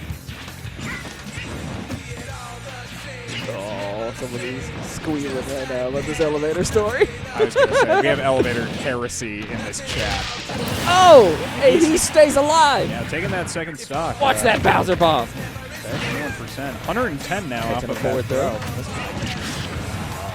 Catch it with that fair. Oh, you gotta do something. Oh, he went for a little bit of the neutral B egg. No missed techs here. Oh, very close. So much pressure. Beautiful. Yeah, so much pressure. Well, side B will do it. Damn. Yeah, very nice. That's crazy. Stealth Pilot taking a win. I don't know how this set's gonna go overall, man. I can't believe what I'm reading in this chat right now, by the way. Disco. What is happening? This is hilarious. Ehis and Stealth Pilot need to start a podcast. Oh, that is not what I'm laughing about. The how the elevator broke. Disco. I mean, this is Minnesota Smash out of context. This is hilarious. Oh, you all. This wasn't a malfunction. This was. Hey, don't say that. No. Oh my goodness. This was just unlucky. You know what? I'm gonna support Disco here because I have jumped in an elevator before. I have been that kind of DJ. Why? Why? Aren't you curious? No. When an elevator is going down, have you ever thought about jumping? Well, from a physics perspective, sure, but it's freaky. Fear? Does fear cloud your judgment? I avoid risk behaviors. Okay, this is how I made it to 30. By avoiding danger. Guys. Speaking of avoiding danger, Ehis is... Oh, yeah, see? This guy never done it. Listen, this is scared. This is cowardice. Cowardice. That is safety. That is lizard brain being like, okay, protect yourself. All right. I like that. Two types of people in this world. Here we go. Game 2. Yeah, two types of people in this world, Bowser mains and everyone else. Yeah. We're just living in their society. I tell you, man, welcome to the King Koopa Castle. And by that, I mean the Animal Crossing Village? I don't know. To be honest, Bowser against Yoshi makes me think very low-key of the Giga Chad Shiba and the Wii Shiba meme. Oh, because yeah. I mean, obviously they're both blue like lizards. dinosaurs. Yeah. Except one of them is just massive, and it's just like, I am going to deal percent to you with my aerials. Where Yoshi's like, wow, give me my combo. Eat this. Have an egg. Take this. Would you like an egg in these trying times? Ehis? Yeah, he's really A playing. bit of an advantage. Yeah, I mean, I quite like the stage pick. It seems like he's playing specifically so that he can. He's trying to get these fairs. He's trying to catch Bowser. Huge. Slightly different positioning. They would have been all over. Oh wow. Very large. Putting on the hurt with the big egg. But now, Big egg. got some issues though. Stealth Pilot at very high percent on a character like Bowser basically means that. Extra hurt. Wow. Okay. But also means he dies very fast. Also true. That is the regular thing that happens. What? He's back. Yeah, I mean, Stealth Pilot kind of just. Oh, he's doing the runaround. Hits him with the Stealth smash. Pilot. Getting in his head. It's so smart though, because it stalls out the iframes on Angel platforms. So I mean, it's always just optimal to go for a setup like that. If so you can land it, you may as well, right? Yeah, and on this stock, it's looking Get rid of those Stealth Pilot. iframes.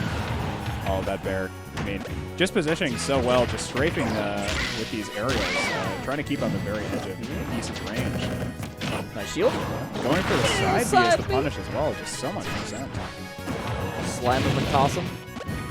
Oh, trying to go for a punish there after the Always got it. A little bit of forward air for you. Hold that. Yeah, these swipes are so effective for Stealth Pilot. Uh-oh. Again, the positioning. Stealth Pilot doing a great job of staying in the middle of the stage rather than the edges because those Yoshi face slams really get you. Yeah, I mean, it's got meteor property. It's forward air. Definitely. Want to be staying somewhere where you're not going to get spiked. But, I mean, this stage choice actually ending up benefiting Stealth Pilot quite a lot. I mean, these mono plats are so hard for Bowser to really use them. Oh, wow. You have access to a very... okay. Missing ledge, but not dying for that. Stealth Pilot really Excellent on the end lag of that move. Yeah, I mean, really smart play from Ehis. If he gets him to about 100%, this is very much just a free kill on Smash Roll because it's so easy to hit the center platform with Bowser side B. Oh, side B. And yeah, kill. Oh, damn. Wow, full rage Stealth Bowser. Pilot.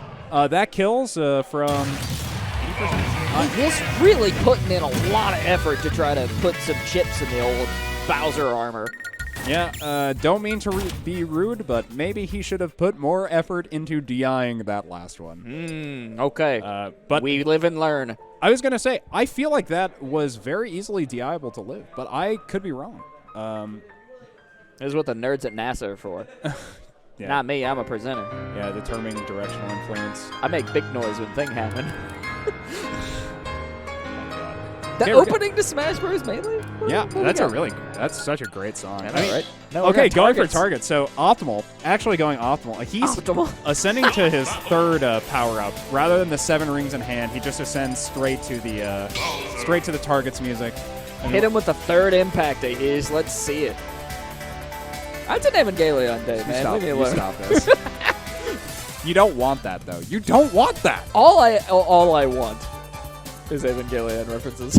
Yeah, all I want is for everyone out this weekly to be a member of the Human All I want to do is bang, bang, bang, bang, and cash register noise and take your money. And then we're basically all just Bowser players after the Human Instrumentality Project because we all just become meshed in a single Bowser consciousness, and it's just a Bowser The Bowser Collectives take over. Game 3. Yeah, Down throw. Stealth Pilot. He's looking to keep his eggs. life alive in this winner's bracket. Whoa, Ehis. Holy shit, just a couple more tweaks and this player is going to be incredible. Yeah, so much percent. Unable to finish that. Oh. Okay, yeah, huge lead so far for Ehis. Combating that down B. Hit him with the back. Oh, he is. catching the ledge option as well. But the reverse hit of the down smash. Now, huge lead for Ehis. This is the first lead he's had so far in the set. This is so massive. Stealth Pilot's sort of like, if I had a fantasy pick, I would pick him every time because he's also a Bowser main, and he almost got him with that. But I kind of want to see Ehis like get a couple victories tonight because that would be huge. I mean, Ehis winning the set is so big for him. Oh, that would be huge. Already beating Zubat. Oh, dodging that. Just a very good bracket in general. Whew. Things are happening. Yeah, I mean, in this game, looking very solid in the Stealth Pilot. Definitely finding his rhythm. All right. Testing the forward air. Oh, what a misdirect! Yeah, and finally contesting this this down B option near the ledge by Stealth Pilot to give him some safety on this ledge. Oh, this set is definitely like highlight worthy. I think there's some really cool stuff happening. Around that F tilt, but I've got to punish this. Oh, a little bit of egg. Yeah, managed to land with that egg. A little bit of smack him about. What you got? Okay. Looking for another one. Yeah, I mean, follow it up. Give me another. You've seen him a lot. Almost. Yeah. Had a 3 today. Damn. Almost. Okay, I'll run through that. It's not over yet. Stealth Pilot is here. He is the gym boss. Yeah, and 130% on this this final stock for Stealth Pilot. But Coming in. He is Bowser. Bowser's raging. Taking that parry and just stomping in. The up smash. Yep. That was quite a read. It's and wow, what a kill. It's not over. Okay, 25%. Yeah, when I think Stealth Pilot, these are the exact kind of games I think of, to be honest. The turnaround. Just really putting in the hurt. Yeah, and just being so composed when he's put in these situations where he's behind, just being willing to play so slow on this heavy character because play smart. He knows he can live for so long and just have so many opportunities to get more damage, get more punishes in. One more hit will do it. Ehis catches him. Yeah, that cross-up was very smart. Point on the board. Yeah, that back air. Able to cross him up and able to dodge that grab. Set. Holy crap. It's still going, man. That was a good game. Yeah, very good game. Damn. That was cool. Another one. Give me another one. Interested to see where Stealth Pilot opts to go. I think he's been quite liking the monoplats in this bracket. But as we are on, we only referenced it a little bit earlier. We are on the stage social experiment bracket, so yep, it is a social stage experiment. So he is going to have the option to ban monoplats. Yeah, I as mean, a stage he very well could just ban the archetype outright.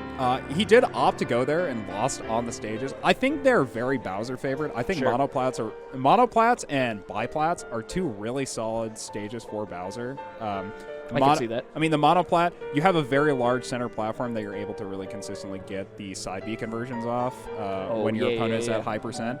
Unlike on biplats, the platforms are smaller, and if you're trading in the middle of the stage, it's sometimes a little bit more difficult if your opponent has too high of a control over the directional influence, I'd say, to be able to get consistent kills. But, I mean, he could also opt for triplats. Oh, yeah, can we not have the same banning system again? It's not very good. Okay, great. Excellent. Feedback. This is the kind of feedback we need about this banning system because this, I mean, I'm going to say this shit is kind of a pain in the ass because it is a lot of work. But I have a lot of respect for it. It's an interesting thought. It's very interesting. It's something different, right? I think next time we do something weird, we should turn items on. Caution to the wind. You're the only one in this venue that thinks I choose violence. You're the only one. Well, violence is out of this bracket, unfortunately. So your runner is already gone. But headed into this game 4. I did not see what stage you picked. Yoshi's, I think. Pretty certain it was Yoshi's. Okay, so we're gonna get triplats. Right, you owe me a cookie. Shit. 3, 2, Pay up! Dislike. But we're on Yoshi's. Interesting that I'll have to pick Yoshi's against Yoshi. Not sure if that's a matchup kind of thing.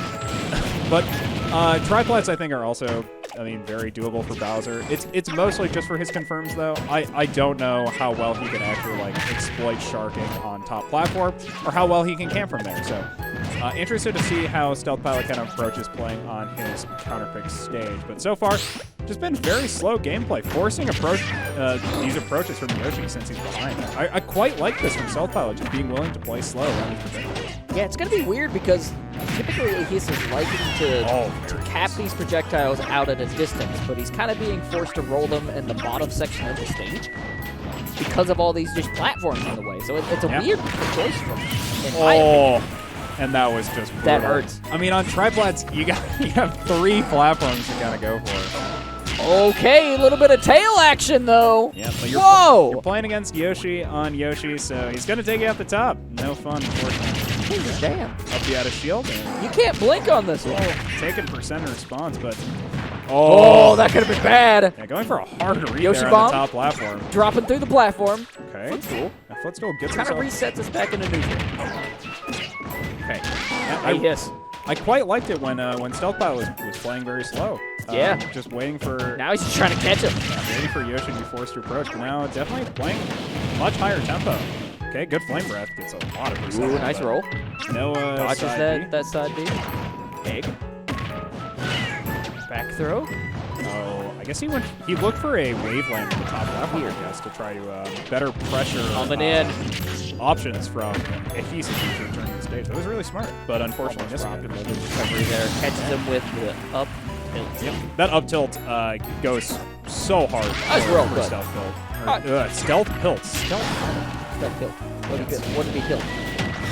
Two pauses with his hammer. Tilt. Couple fails. Oh! Wow, very close heading into this last stock of game number 4. Ehis trying to keep things alive. Looking to take things into game 3 or game 5. Yeah, egg roll finding himself out of disadvantage, a move that normally I would suspect is a misinput. Putting in some work there, but Trade. egg roll again, very low. Very scary. Really worried about the recovery there. Hit him with the can't twinkle believe- toes. I can't believe that Little side bit of B did tail. not connect. Holy shnikes, he's coming in. Here's Ehis. Egg. He's so much Bombs. percent coming through. Oh, don't blink. Forward throw. Okay, 112%. I mean, a lot of stuff will be able to kill from here. Oh. Bowser. Reverse. Watch that up smash. Header. Oh, there it was. Yeah, The up tilt probably would have killed it. Good duck. Coming in low. Contesting. Whoa! Gets it with the fair. Yeah, taking it to got game him. number 5. He's taken another set to game 5. We're against one even of our in the top winners' players. finals. Stealth Pilot, Ehis, Yoshi, Bowser. Who's walking out as the big dinosaur tonight, Ben? I don't know, but all I know is that Ehis Nation is absolutely in Popping off. uproarious, absolute uproarious Ehis ascent. Nation, where are we at? Yeah, There they are. Right here, right here. Hype them up. This would be a huge day for Ehis. Yeah, I mean, he's already gotten a win off Zubat in this bracket. Even like, if he doesn't win in the grand finals, winning in the winners final against Stealth Pilot? Are you serious? I mean, this when you look at like consistent top finishers at our Black Ice event, if you're looking at the people still left in bracket, I mean, it's basically Stealth Pilot is the guy who's been winning these brackets consistently. Oh, so, yeah. He comes in and he wins. Unless Love's here. Then usually Love wins. Love's not it. No. But instead, we've got basically 3 or 4 sets left in this bracket, and we're done. This set's gonna be done, and after this game, and then tomorrow. Wait. Tomorrow we go into Halo. What's the... No, he's going to battle? target. Targets? Oh my God, we're going back to targets. I mean, this is so interesting. The dichotomy of these stage music counter picks. mental play happening right now. Only run doubles. Only doubles at the monthlies? Squad's I great. want only items ever. Wow, congratulations. Do you want an award? You should get a tattoo of your favorite Smash Brothers item. What is my favorite Smash Bros? That was a good question. Yeah, very big music counter pick. Okay, but the idea from this, though, Cranky, is that Ehis earlier in the set actually went for this music counter pick himself, so they both have picked targets in this set. This is crazy to me. The mental plays right now. A battle of wits. Okay, up till catching that. Stealth Neutrals. Hitter. playing very consistently on this first stock. 105 unanswered Mean and percent. nasty. No! That was disgusting. That 0 to death was just Whoa! absolutely gross. Canceling Yoshi's armor, hitting with the spike from the down B. That was just brutal. Stealth Pilot. Taking years off my life. Oh my God. Holy shit. That left me speechless. That was huge. Now Ehis has to go the extra mile to secure a victory in the winners finals. Of course, he could come back out. Oh, nice read. I mean, we talked about 100 unanswered percent, and up until that get up attack, it pretty much was that for Ehis on the second stock. Oh, okay. Stealth Pilot though, finding his way back into this. put the meaty fist out. Hope for the best. I can respect it. Going low. Yeah, going. Ehis wants the style points. I mean, he wants to be able to finish the He stock. wants to confirm it. Get out of here. I mean, he's a character that that can very easily put on a lot of percent, but when it comes to kill options, you kind of have to hit a fair. You kind of have to get a smash attack. Oh, no. Caught in the end leg. Down throw action. What's that do for you? Oh. Got turned around. Ehis capitalizing on an opportunity after getting locked in the animation of that neutral bead. Oh. And now 100% advantage here for Stealth Pilot. Oh, boy. Pushing the Bounce bounce him on the stage. with that down air. He's like, come get me. We're going to play over here where I like to be. It's my favorite place. Stealth Pilot, Hey. looking very eagerly at any sort of committed option here for Ehis. He's very smart movement. Couldn't quite get back, though. Yeah, I mean, too committed bummer. to looking for that recovery, but just unable to make it back from that type of connection. So, Stealth Pilot. Ehis Nation, you're going to have to send up a Spirit Bomb. Otherwise, we're going to be watching him in the losers. 75%. Not able to find any sort of fair off stage here. Down and out yet. Oh, that fair Hits him coming in the out. head. Caught. A little bit of tail flick. Yeah, I mean, really looking for this any way to finish this stock for like 130%. Lots of off stage. Pretty solid. All right, Ehis caught. That could have been problematic. Okay, danger zone. Danger zone. Yeah, 160% on this Watch Bowser. it. Hitting her. Come get me. Oh! Hitting it with, that is a combo. That is actually a combo. The landing hit of up smash into shit. the back air. That is an actual combo. So hitting it. Spicy. And now almost lapping him percent here on the stock. 159% for Ehis. Stealth Pilot. Ehis on this last stock. He's got to find some miracle. Went for the egg combo. Okay, watch that bomb. Yeah, just refreshing. Have another. Ability. Okay. Catch him with the down smash there. We got to see some sort of ridiculousness. Let's see it. Today's the day. He's 160%. Stealth Pilot just looking for a way to Oh, end that's a this way to do game. it! See ya! Winners final. Stealth Pilot walking away with a 3-2. What a set! Ehis Nation, they were partying so hard. There was such They a shot turned up. on the verge of a reverse sweep. And You then had support in the chat. We'll see you again. in flames. Keep it alive, man. Ehis Nation in shambles. He's getting so good, so close at getting another set from a top player here. Wow. It's not over. This is double elimination. Yeah, not over Hey, yet. Ehis could come back. Yeah, and to be honest, Stay tuned to twitch.tv/Black Ice Club because we got it. We got the action tonight. I mean, we got Hype Too Hard playing up against Zubat next. We still have Ehis waiting to play against the winner of that set. And the winner of that, I mean, gets to go up against Stealth Pilot to see who gets to take home this bracket. What a set. Let's say hi to him, Ben. All right, so coming up next, we're going to have Hype Too Hard versus Zubat. The winner there will face Ehis. Yeah, After that, I'd be kind of nervous, personally. I'm interested Dude to was doing real well. Yeah, I'm definitely interested to see what Zubat opts to take against Hype Too Hard. We saw a lot of different characters in this bracket today. Haven't seen Pokemon Trainer tonight. I mean, I haven't. Not on stream, Yeah. anyways. I'm not sure if they played Pokemon Trainer. I'm not sure if it's just been like a Sephiroth Roy kind of night, or if it's just Bringing the swords. something different going on. But Sometimes you got to take them off the mantle. yeah, so far, I mean, we've seen the Sephiroth, we've seen the Roy. I would probably Was Loaf not here this time? You need to check their Twitter. Loaf. There's a story. It's a whole narrative arc. There he is. He'll tell you. Wow. Okay. All right, so we are going hype too hard. Zubat. Zubat does seem to be going for the Roy. Let's get into it. I'm kind of interested to see if he is going to look to switch at all because, I mean, if he gets behind, I'd imagine he has a collection of characters that he's able to play. He's got quite a few in his back pocket. Ben, why would his character be? Oh, I'm thinking of somebody else. I forgot that there's literally another guy named Ben. False alarm, Chief. Oh, funny. Look, it's Loaf, right? Oh yeah, his name's Ben too, right? Yeah. Hilarious. Okay, but looks like Zubat's gonna opt to take the Roy into this game. It's Falco. Let's see some Rasengan's.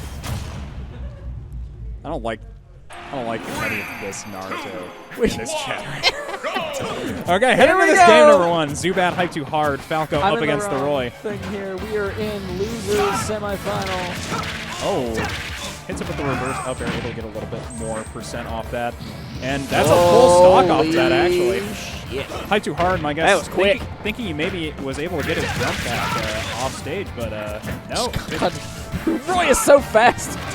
It's scary. Oh, but yeah, whoa. Just as soon as he takes a stock, he loses it just the same, and that down air from Falco is going to be able to take that second stock, or that first stock. Freezie Fridays. This is where it's at. This is where the cool shit happens. Woo, Zubat taking another one. Yeah, Zubat getting some really early stock. I mean, if you're just going back and forth, Hype Too Hard's going to run out of stocks here in a second. He's down to 1. Yeah. Well, he's got to find some explosive way back in this game, but force contest Roy up close when you're already behind. This is very scary to trade at all. Okay. Okay. Up throws. Yeah, playing very patiently, trying to actually get his conversions. Roy. Burning Blade. Oh, trying to come back with the... Just wait. We'll poke. Oh, it's going for the 2 Oh, no. Very scary. All right. Finding himself back on stage, hyped too hard, 88%, up to 96 here on this last stock. Zubat holding very consistent pressure around this ledge. These aerials just eating apart at hyped too hard. Came out swinging, but I think Hype Too Hard is starting to pick things back up a little bit. It's caught. Yep, I mean, just gets that base up tilt. Whoa. Really decisive action. Yeah, I don't think Roy down smash can 2-frame. But he definitely went for it. Funny to me. Nah, that's down tilt. Yeah, I know, but it's funny. But that most assuredly can get 2 frames. I don't think down smash can get 2 frames. I'm not sure. It probably can. But yeah, minute 40-second game. Zubat taking that first one. I mean, just 2 characters. Both very explosive. Oh yeah, they do have the big fire effect. Yeah, they both have fire effects. Yeah, flag. Yeah, fire. Or yeah. That's him. Oh, we got PK Fires in the venue as well. Just a lot of support from here. As we head into our game 2, let's see if this game's going to last longer than 2 minutes. I mean, we're back on PS2. This is a Minnesota Classic. I feel like this is a Smash Ultimate Classic. Just player up. Oh, my God. Holy crap. Wow, Zubat really just hitting them with it, huh? Zubat's like, you know what? I got things to do. People to see. Zubat's like, oh, I heard these guys saying they wanted to know if our game was going to go longer than 2 minutes. And he's like, hell no. Damn. Hell no. Okay. Ooh, I like that curry into the side. That's snazzy. Yeah, but so far, just all advantage over to Zubat here.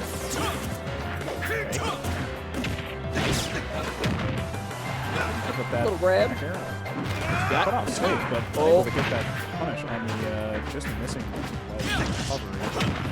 Okay, back Hype Too Hard. Gets that conversion. That's first stock for Hype Too Hard. Staying alive. Okay, somewhat unexpected, I have to say. Opting to really test on jump off stage to get the, because I think that's got a spike property, right? The side B does, or does it? It does.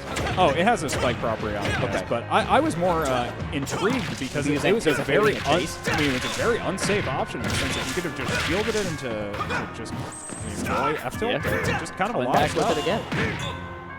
Oh, just like a small walk forward into the.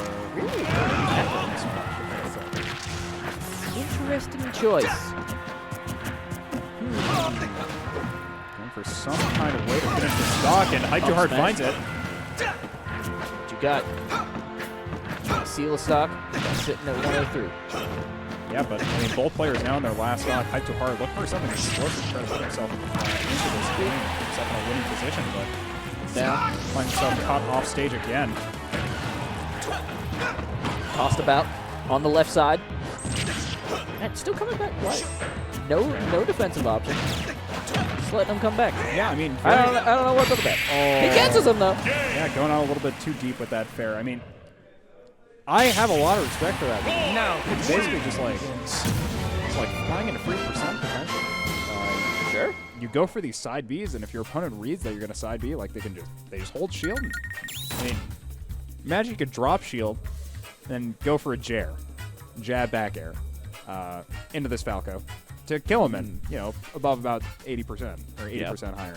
So, I mean, I feel like definitely exploiting a lot of mistakes in Hype Too Hard's play. Zubat able to take those first 2 games from that. So Yeah, I mean, it worked out well. Zubat walks away with 2 points on the board, looking confident, and to lose the semifinals. yeah, now we're heading into this game 3. I think we're on the same stage as well. So this is all going to be execution for Hype Too Hard to keep himself in this set. The chat right now is hilarious. I won't distract us too much. Game 3. A little bit of down throw. A little bit of Burning Blade. Slap it around a little bit. Once again, Zubat off to a pretty good start. So far, 60% from Okay, Hype Too Hard. Nice. Hard finding himself stable. Combos. Yeah, looking much more comfortable in this game against Zubat. The tempo feels significantly slower. Oh, that was almost a very scary interaction with Dancing Blade. Dancing Blade is terrifying. Okay, going for the Okay. Nice little wraparound. Let's get the Sakurai combo that's here. Hey, when it works, it works. Sometimes you just got to salute the pin. Okay. Yeah, hits him with the very armpit of that sword swing. Caught him with the cross guard. Hits him with the bladed armpit. Hey-ya. Oh, that's something. That's very terrifying. Huh. Okay, knocked out very well. Zubat able to recover. That's a ledge recovery. Yeah, but just walking right into it, up smash on the shield, and Yep. Hype Too Hard, take another stop. Eat these metal legs. I mean, definitely looking a lot better. This game feels so much slower than either of the previous ones. It's definitely because he's less willing to defeat. Trading with Roy, who's in an advantage. Keeping the distance. Jumping in. Oh, catching that one. What's he got? Hitbox on side B, and that armpit of the backer is going to catch him again. TacTac trolling people in the chat. So I don't remember the rest of the words to the song. Otherwise, I'd give you a couple bars. No music. All I know is when Only Donkey sings it, blows. it's really good. Okay. Oh, okay, lots of percent coming out. Oh, he's the bad guy. I mean, Zubat eager to set ablaze Ehis Nation here in these losers finals. Yeah, Ehis Nation is ready, man. I can sense it. Dancing Blade! Yeah, reading that spot dodge with the Dancing Blade. That's a quick 3-0. Zubat. What frame is Falco? It's not an option. Well, this is a wonderful question for UltimateFrameData.com as I am pulling that up Say, on my I phone. don't know, man. Well, I'm curious myself now that it was asked. Right on, right on. You want to be on cam while you're Googling things? Yeah, you could put me on there. Okay, actually, well. Sure. Look at him go. There he goes. He's searching. He's looking for him. I We're sure looking am. at hitboxes. Yep, on these aerial moves. 7 frames. We doing it startup, live. Active 7 to 25. There you go. 7 to 25. A rehit on 4, and then has the landing hitbox on 26 and 27. 20. So Just what I thought. 7-frame startup. I knew it. 26 and 27. Oh, I was just testing you. Frame 9 bear. That is a frame 9 bear. Ehis Nation, rise up. Yeah. Ehis Where Nation, are you at? Rise up. Get ready for this set. Get ready to hype your boy up. I'm really excited for this, Ben. He's going to have to beat Zubat for the second time tonight to move back into these grand finals. Okay. Okay. Ooh, this is going to be fun. Get hyped. Get hyped. We got some Yoshi Look at these gameplay. emotes. Got some Yoshi gameplay going on in this stream. Everybody gets super hype. I don't have anything to, like, wave around. I don't know, man. I got a cell phone. Just know that we are getting hyped in the venue. We're getting super litty on our water. I was going to keep up the illusion. Oh, yeah. It really is water, actually. You know, pour one out for Ehis. We're not screwing with you. Like, I don't mess around. Okay, lots of excitement for Ehis right now. Where's the Zubat fans? None of them show up on stream. Stop this. Listen, there they go. If there's a Zubat fan in chat, they're not speaking right now. Ehis Nation will hunt them down.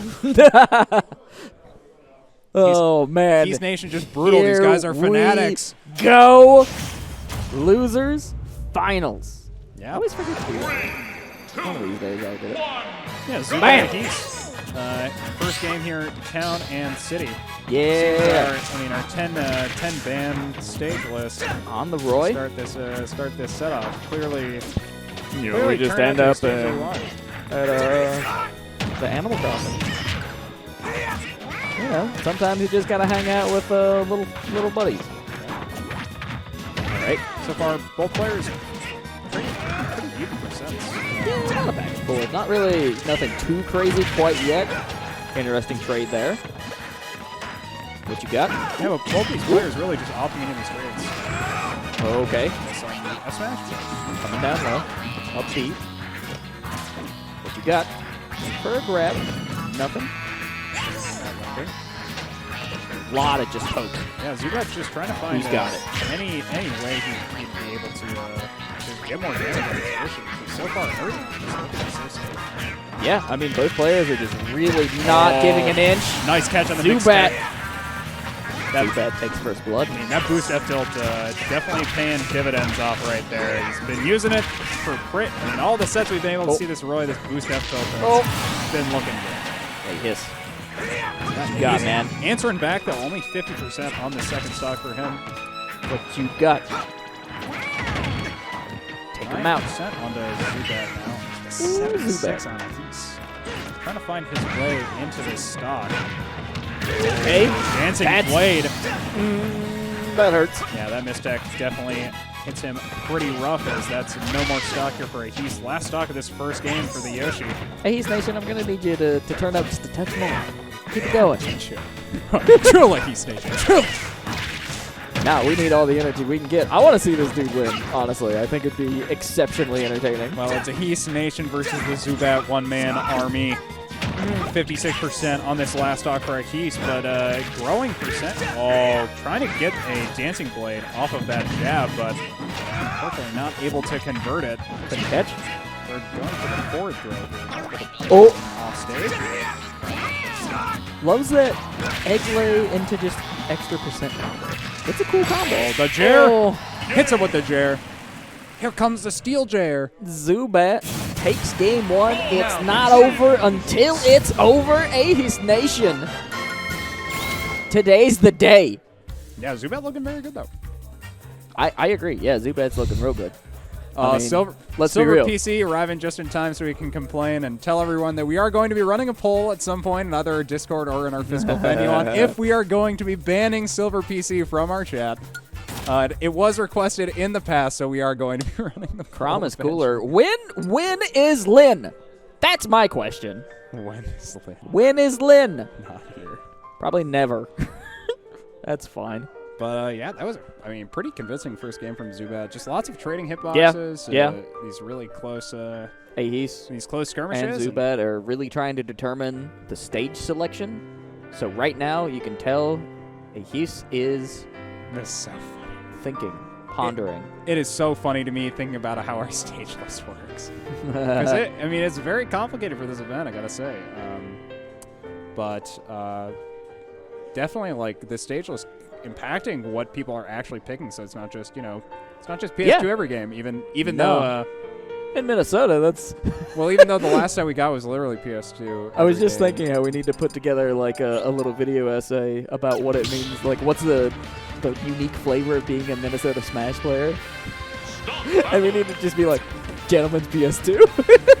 And that's how we start the video. And it's just like, oh my god, it's just like us. And then every other Smash community in the United States points at that video saying it's them. Wait. Oh my god, it's just like us. We also gentlemen's of PS2 every first game of the set. No way! We're Minnesotan. Who knew? We are also from Minnesota, even though we live in Texas. That's freaking crazy. It is assimilation, man. You drop one Minnesotan into anywhere in the U.S., and they will make a tater tot hot dish and tell you why it's great to live in Minnesota. And then you get here and you're like, yeah, this is pretty good. And then the winter hits. That's all right. And winter comes and you either die or survive. And then the next time, it recycles. Yeah, speaking Game of dying 2. and survivors, Ehis and Zubat here. Hey. Game 2 on Pokemon Stadium 2. What you got in the fridge? Egg. Ehis has got it. 40% on the board. Dodging. Catches a Dancing Blade. Yeah, I mean, so far he's finding himself a good amount of percent here to start this game off, and a missed tech to get even more. 73% now, up to almost 90%. He takes off. He takes off. Okay, catching that cross as well with the up smash. Very smart. 104% now on Zubat. Oh, okay. And Zubat not able to get any of these punishes. Weird interaction. Kicks, boots. Oh, goes for this instant recovery and manages to make it back. All right, into the neutral. Zubat There. coming in on the right. Big percentage up in the air. Egg. Yes, you got it. He's more trades that come out. Hey. It gets scarier and scarier for Ehis because it just puts him closer and closer to this Rage Roy, and you don't want to he be can die there. at 90% like really easily. All right, I just play Kazuya. I don't know, man. You probably have to convince him in person. Okay, but so far in the second stock, just long. Ooh, I was gonna say long. the distance on that. It's still going. 80% now on the second stock for Zubat. 84. Okay. It's that armpit paying dividends. And the armpit, the boost F tilt, these are the options that we're going to be looking for from the Zubat Roy when we're looking for these kind of things. Excellent with the star there on the bomb. Fair. Classic kind of like Hal Laboratory kind of thing. Trying to go for something, but ends up getting punched by that down B. Okay. That's the spot dodge. Okay. Oh, nice parry. Yeah, wow. I mean, gets caught by that up smash. Ooh, Shield. spicy. So brutal. Oh, another parry answer on the other side. Yeah, just putting so much pressure on this the shield from Yoshi that he feels compelled to drop it and straight into a dancing blade. It's a goddamn shonen episode, man. Okay. Gets that little bit of a shield poke on that multi-hit.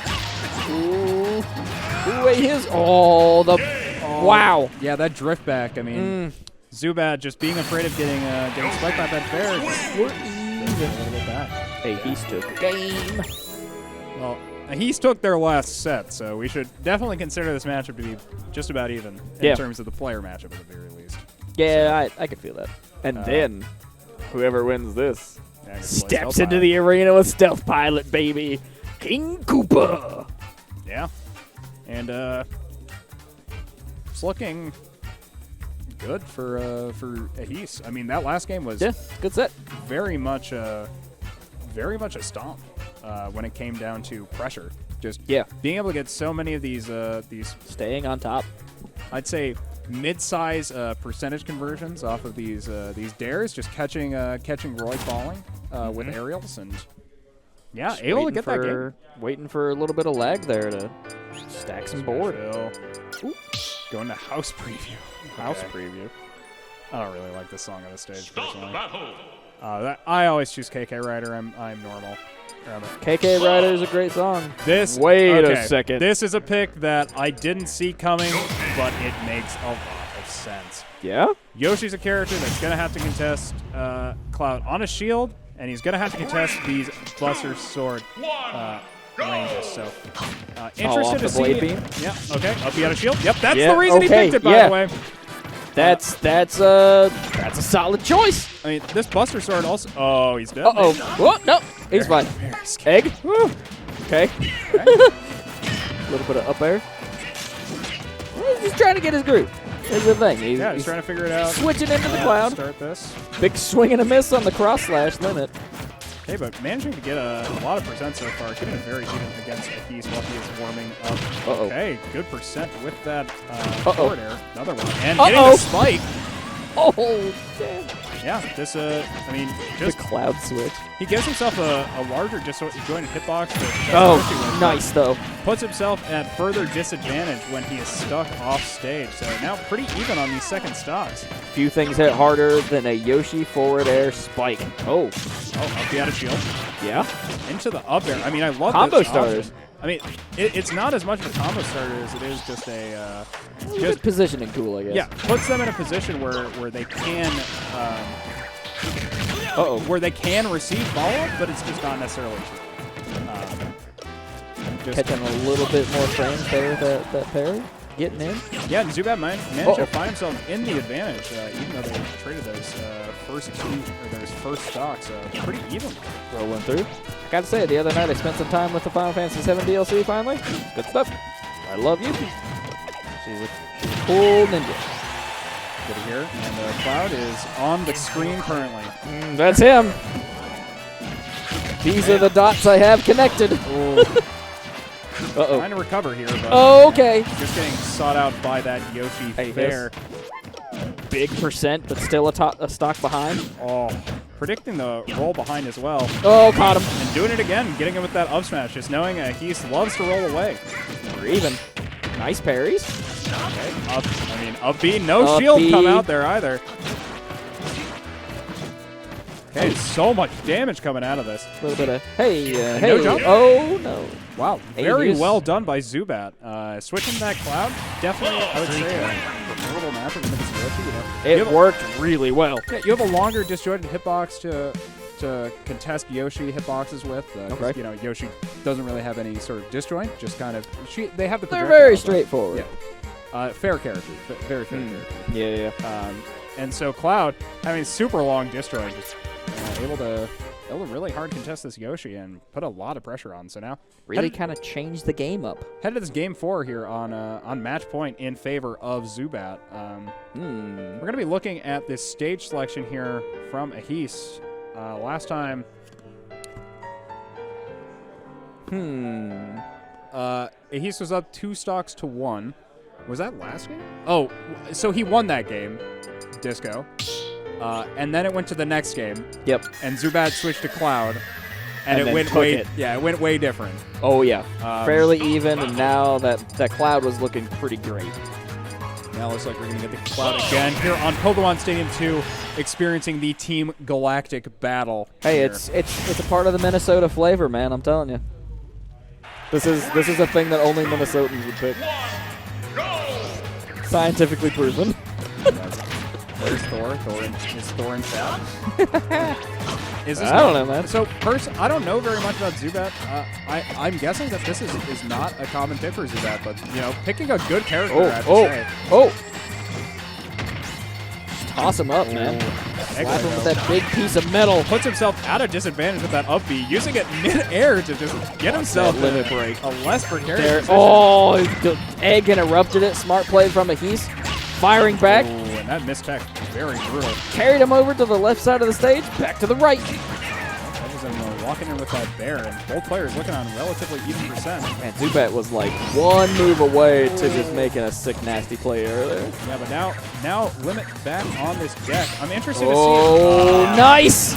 Nice! Yeah, and going for the limit cross slash, but unable to find purchase. Oh, a shield break!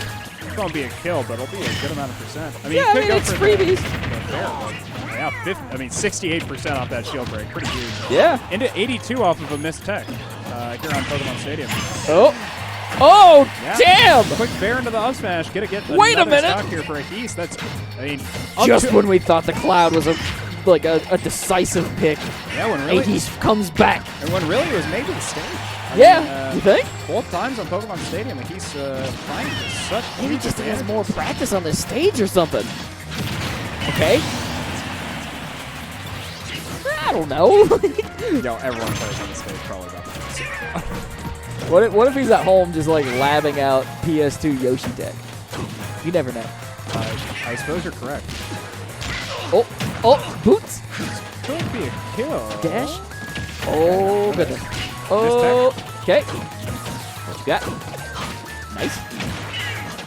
Facing more with these bears, these rolls and shield. Got him. I gotta watch with these sword types. All right. Purple dinosaur action. Today's the day. He's in. Not able to. He's out. Oh. Yeah, stops that down B with the down air. The down B into it. Oh, Not no enough. killing. A hits him back. Ehis taking a game. 2-2. Knocks it back up. It is tied. It is tied. Oh, TacTac doing a meme. Whenever Cloud is on screen, my guess is people are asking where Thor is. Where's he at? But Ehis bringing this to 5 games. I mean, Yeah. Ehis Nation, once again, they've rebuilt. They've brought Let's themselves go. back up. Once again, taking Zubat to Game 5. I want to see it. I want to see Ehis walk away with a straight-up gold medal today. You want to see him win the tournament? I do. It'd be tough, but if he did it, it would be real cool. I guess that'd be a hell of a story, wouldn't it? I mean, it would be cool to see Ehis win. I don't think I'd mind if Zubat won. It kind of depends on what Yeah, character I mean, they would really. win with, but the person who I wanted to win is already out of the tournament, unfortunately, and Kareem. I want Kareem to win. The Cream Dream. Yep. Hey, he's the homie. Yo, when you look at people who are like, it's crazy how they're a top player in Minnesota. This guy doesn't even. This guy doesn't own Smash. This guy just shows up to events and competes in Smash. He's such a nutty carrot, like This guy's player. freaking nuts. Major respect, to be honest. But What's his battle chant? I don't like that. Not gonna read that on broadcast, of course. However, That's why I showed it to you in the notes. All right, game 5. Winner faces Stealth Pilot. Town and City. house preview. Ehis has not been doing well on Town City here recently, so Well, not been doing well in these Animal Crossing stages in general. yeah. But Zubat. yeah, Zubat once again. Zubat into the Pokemon trainer. I feel like kind of just trying to feel things out, just trying to determine really- what they would feel the most comfortable playing in this kind of matchup. Really shake things up. No way. Really? Oh, the Interesting. Byleth. I think that's really interesting, actually. Do you notice that Ehis likes to pick characters' colors that matches his opponent? You notice that? Yoshi. What's up with that? No, I haven't noticed that. Fun. I always just thought he was picking whatever he wanted. But yeah, headed into this game number 5, Zubat opting to go for Byleth on Town and City, which I think is a very smart pick. Bo. Egg. Big percent just to start this game off, though. Scary. 46% now. Zubat definitely feeling some pressure jeez. in this disadvantage. Ehis was coming in, man. He's like, I want it. Tonight's my night. Okay. Yeah, he's willing to play very slow. I mean, Violet is a very slow grounded character, so just trying to race them, not really able to give them too many hits. Oh, the spike. Yeah, punishing that tether. I mean, kind of just Damn. needed to wait for longer, I would say. Oh, nice. Because that tether does have a cooldown. I mean, it leaves you vulnerable. He's not hesitating to just quickly exploit that, so. I mean, that's the advantage he's looking for, and it's why this player is so much fun to watch. Because they're just jumping in like this. And really just like capitalizing on those moments. When he senses weakness, he'll strike. And I think that's really fun. Yeah, I mean, I don't know what kind of heavy lineup Zubat has, but I would have loved to see a character that could rush your shield more. No, is there a Seti in the background? Or is that a different Animal Crossing character? Either way, that dude. He's had better days. Okay, cuts him into the dash attack, and 90% on the second stock for Zubat. Oh, Trying yes. to find some way to get back in this game to prevent Ehis from, I mean, challenging Stealth Pilot again, prevent him from getting 2-0'd by Ehis in this bracket to get knocked out. All right. Up Pivot grab, but unable to find purchase. Plats are back. Oh, this no is jump, bad. no jump off stage. He's fine. Unable to punish though. All right. Little upwards blender. Yeah, I mean, Zubat crawling his way back in this game at 154 after that bear. All right. Forward throw. Not able to find purchase. Looking for a nair or something to be able to seal the stock out near the side. Oh, that'll do it. Not able to pick this up. He's just one stock away from moving on back into the finals. Oh, falls on the platform. Oh, that could have been bad. Yeah, 109%. He's fine. No jump though. That's a problem. Yeah. Oh, Air dodge back. oh, he's back. This little dinosaur, man.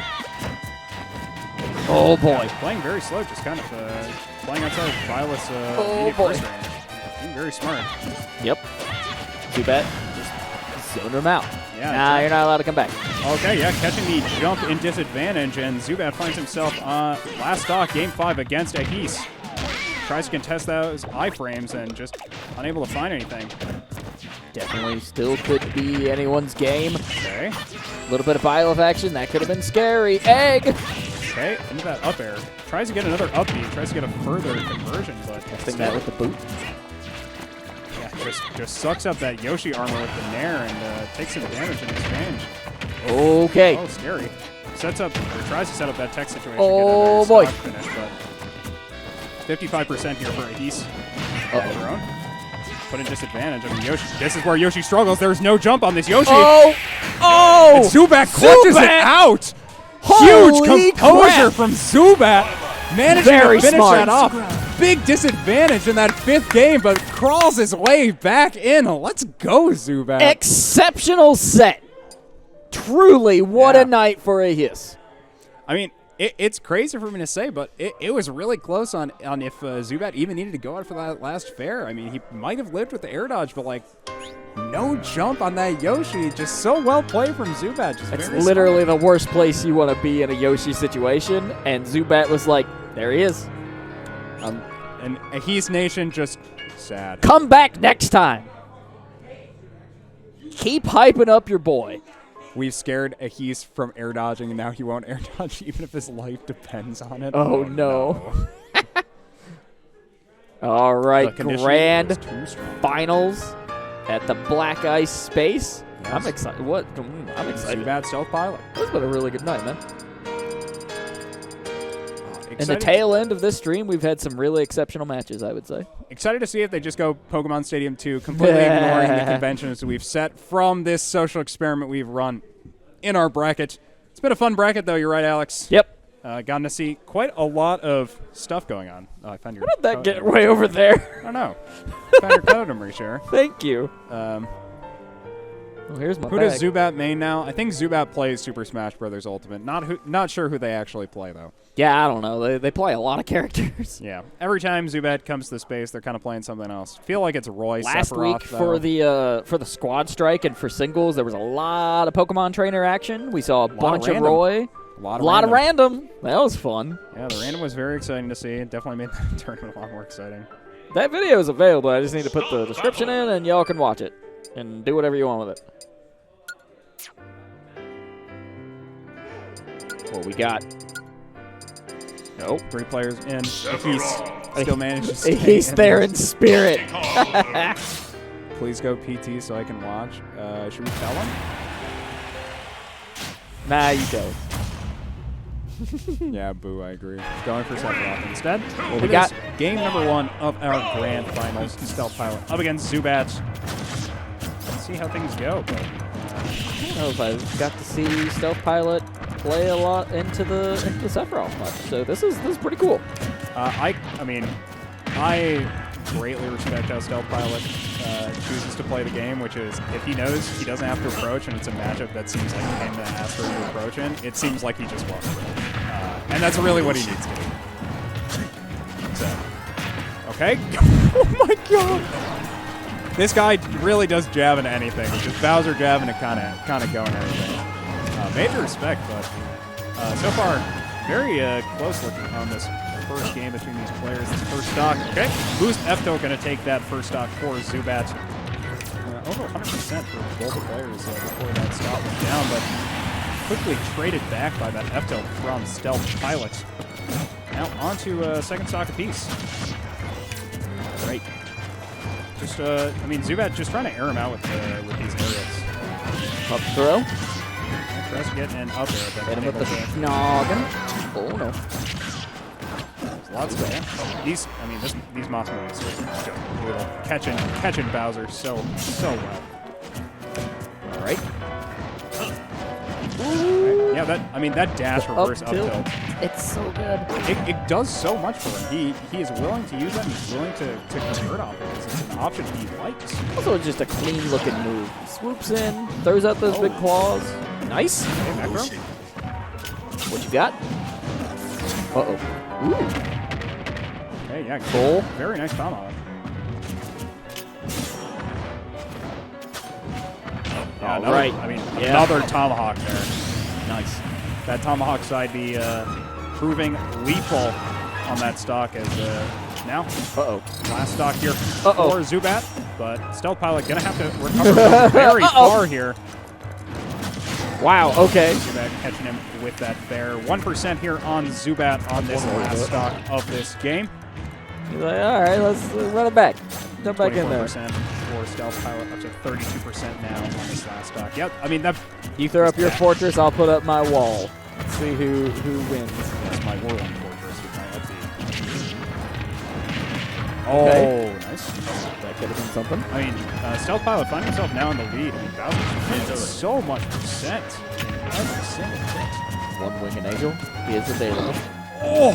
Nice. Spot dodging away from that down smash. Very scary.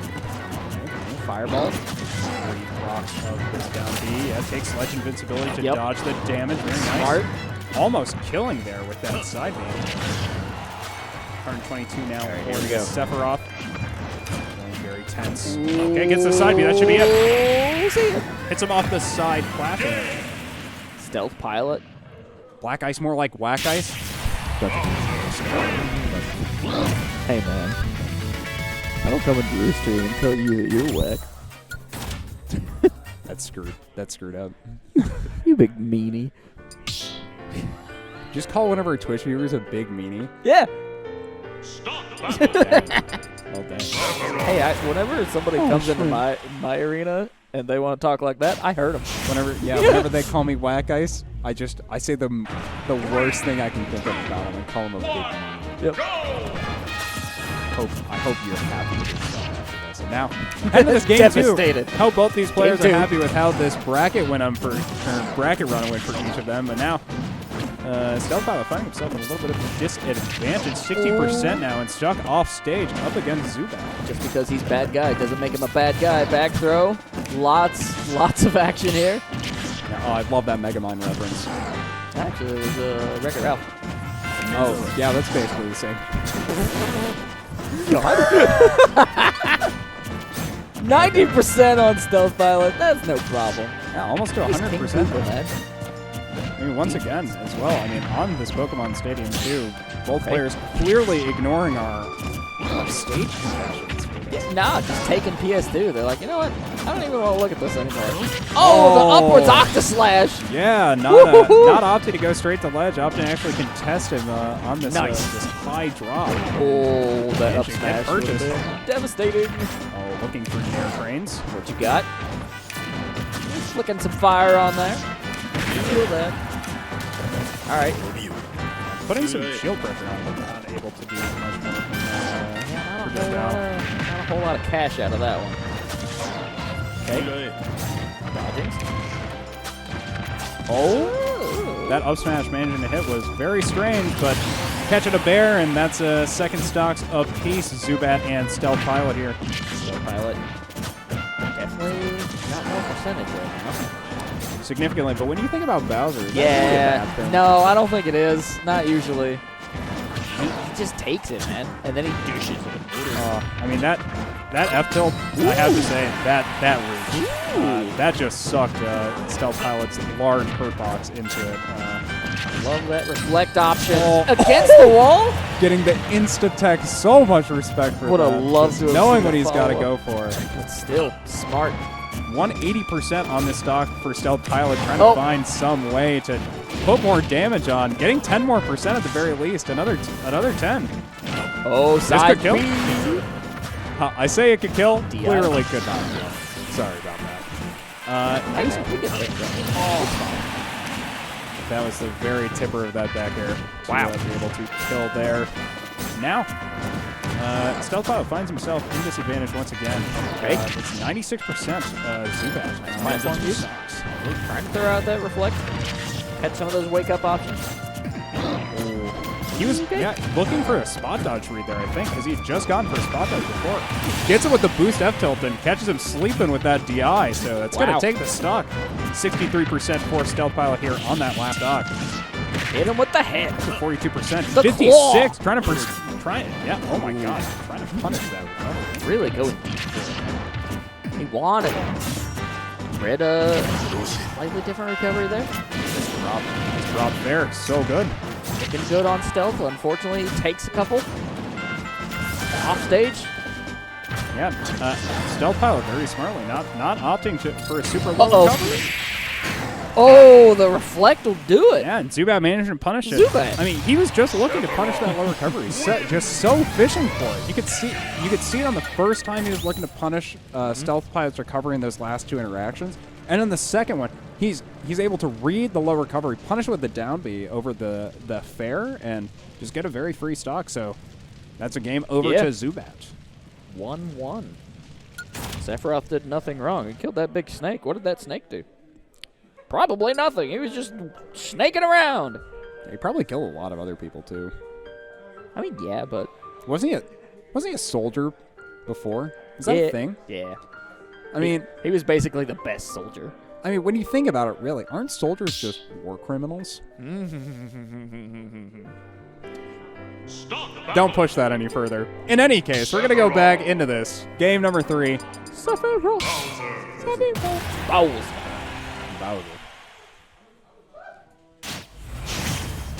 Even though we are in the grand finals, though, people are still just having fun playing friendlies. Oh yeah, I mean, at the very least, it's not going as late as our previous grand finals. Yeah, so provided things don't kind of lock up, we should be in check to finish things out before midnight. Okay. Into 90% off of these conversions on either side of the stage. Into a full stock with the bear. Stealth Pilot off to a roll in this game. Off to the races. Ooh, and trying to punish him there, I feel like, as well. I mean, I don't know how well the down B can catch 2-frame. Obviously, it's probably a very small chance as well that it could catch it. Side B? Small window. The Bowser train runs on whole grains. Ooh, testing the fire with Octo Slash. Yeah, slashing 8 times. It'll get in there. That's why it's called Octo Slash. Yeah. Square Enix devs are good at naming things. Well, the translators, I guess, are good at naming things. That's at 84% now on the second stock for Zubat. Just trying to find a way to finish this stock off. Able to get her. Yeah, he's like, I fell for that one too many times. Back throw. Let's punish some kind of low option here versus Fire Breath. 130%. Put some extra on the menu there. Extra heat. Getting that jab as well. Killing off at 3 stocks to 1. Uh-oh. All right. Perhaps we should have waited just a small amount of time before saying No, it's fine. They don't know what's going on. Whirling Fortress coming out.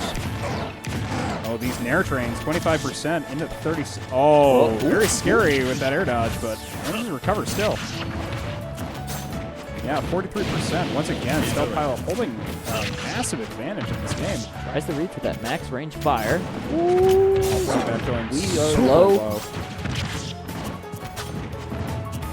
Yeah, back.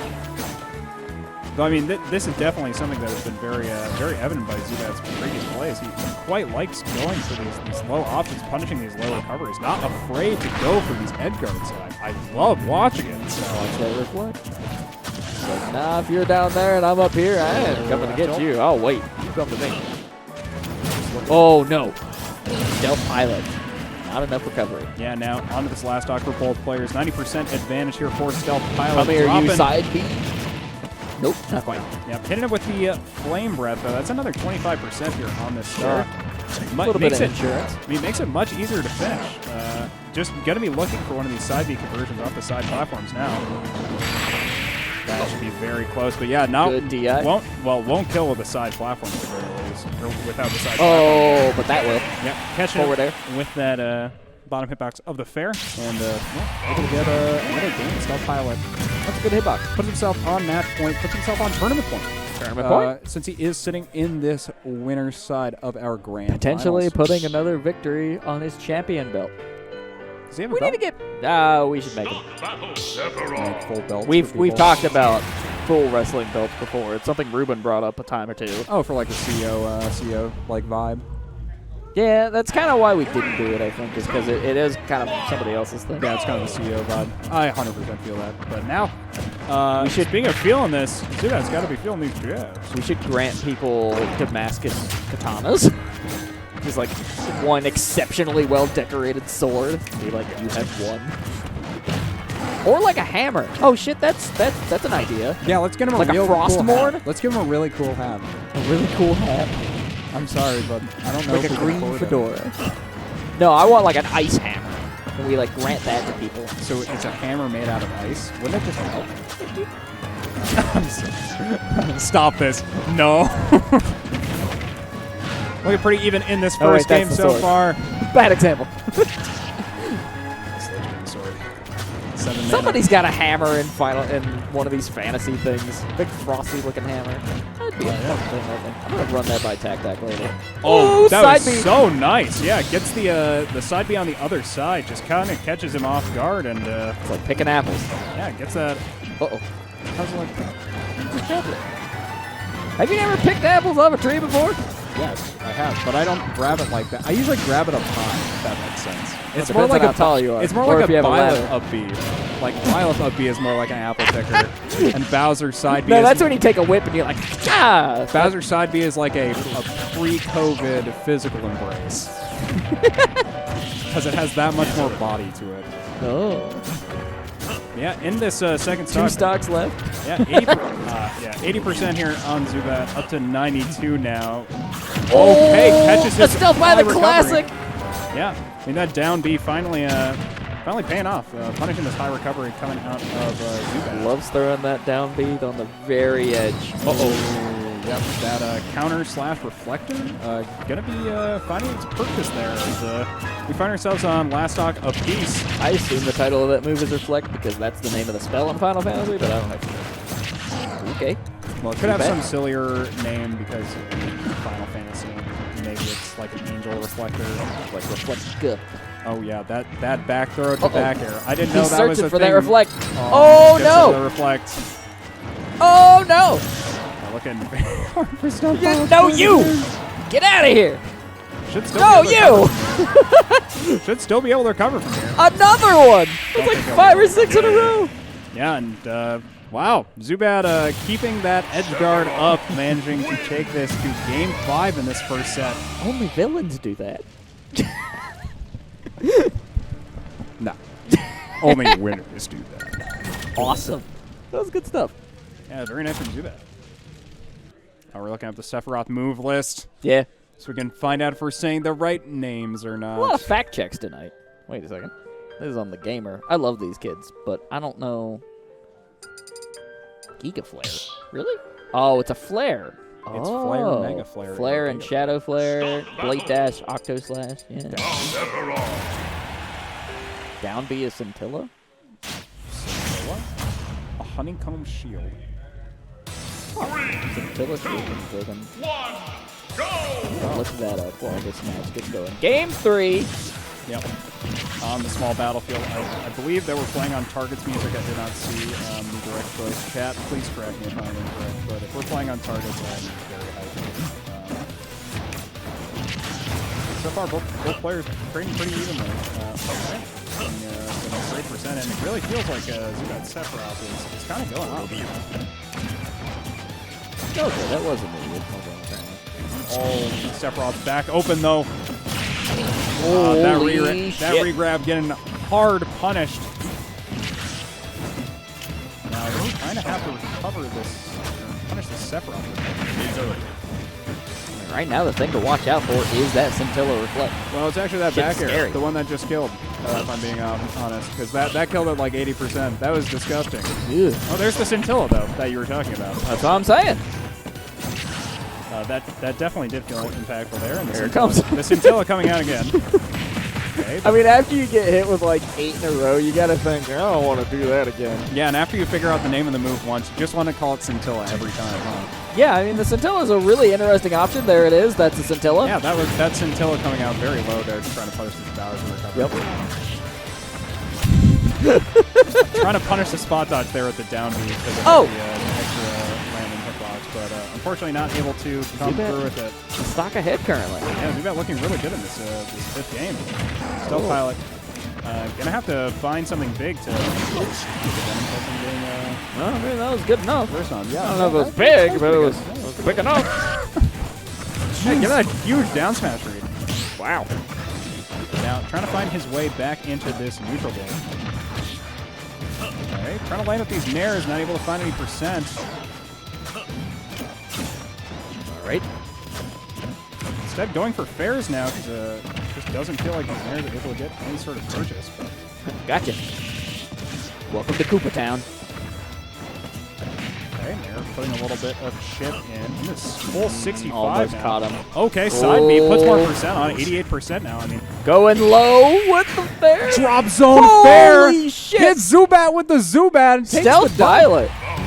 Just wins it. Yeah, I mean, Nice. honestly, really nice showing from Stealth Pilot. Yeah, I would say so. I think Stealth Pilot tonight, while walked away with a victory, was tested. Yeah, it felt like he was. And he very passed. yeah, it felt like he was very composed in all of the situations where he was more tested. Like even in that last game, it definitely felt like it was definitely a test. Playing up against Zubat and trying to find a way to punish the Sephiroth, but Yep. doing a really good job at finding an opening in Zubat's armor in his disadvantaged state. So. Lots of really good plays, I think, tonight in general. I think it was a very action-packed night on stream. And hopefully everybody else had very good games outside of stream. I hope everybody had a great time watching at home. Definitely pretty unfortunate about like Low, Flucky, Disco, and Arrow being unable to come to the tournament. Really, Yep. It really sucks that you guys That's a bummer. got stuck in an elevator. But hopefully we'll get to see you again at our next weekly. And hopefully we'll get to see all of you people who are viewing our next weekly over the internet here on twitch.tv / Black Ice Club. Yeah, Black Ice Club. That's it. That's the one. And if you're we will be online tomorrow. Yep, doing some Halo stuff. Yep. Going to be running some MN Halo the event. 4v4 with the MN Halo group, and Yeah. it should be a really good time. We've got some slick-looking assets that they brought over for us, so I'm excited to see how that'll all go down. Should be a really fun event, I think. Yeah, and if you're interested at all in any of the other events that we're running here at the Black Ice Space, you can check us out at blackice.gg. That's blackice.gg. We have our event calendar available, all of our merchandise online as well, and check us out if you're interested in coming to one of our Smash events or February check out schedule was shared recently on the socials. Nice. Yep. Excellent. So if you're interested in competing in an FGC event, Smash, Guilty Gear, Tekken, all that kind of stuff, feel free to check out our calendar, check out our upcoming events, and make sure to not miss one. Come in and hang out with us. We'd love to get to interact with you. And we also have all of our socials on our website. So that's the Black Ice Twitter, the Black Ice Facebook, Very and bottom our of the page Discord specifically if you want to go looking for that.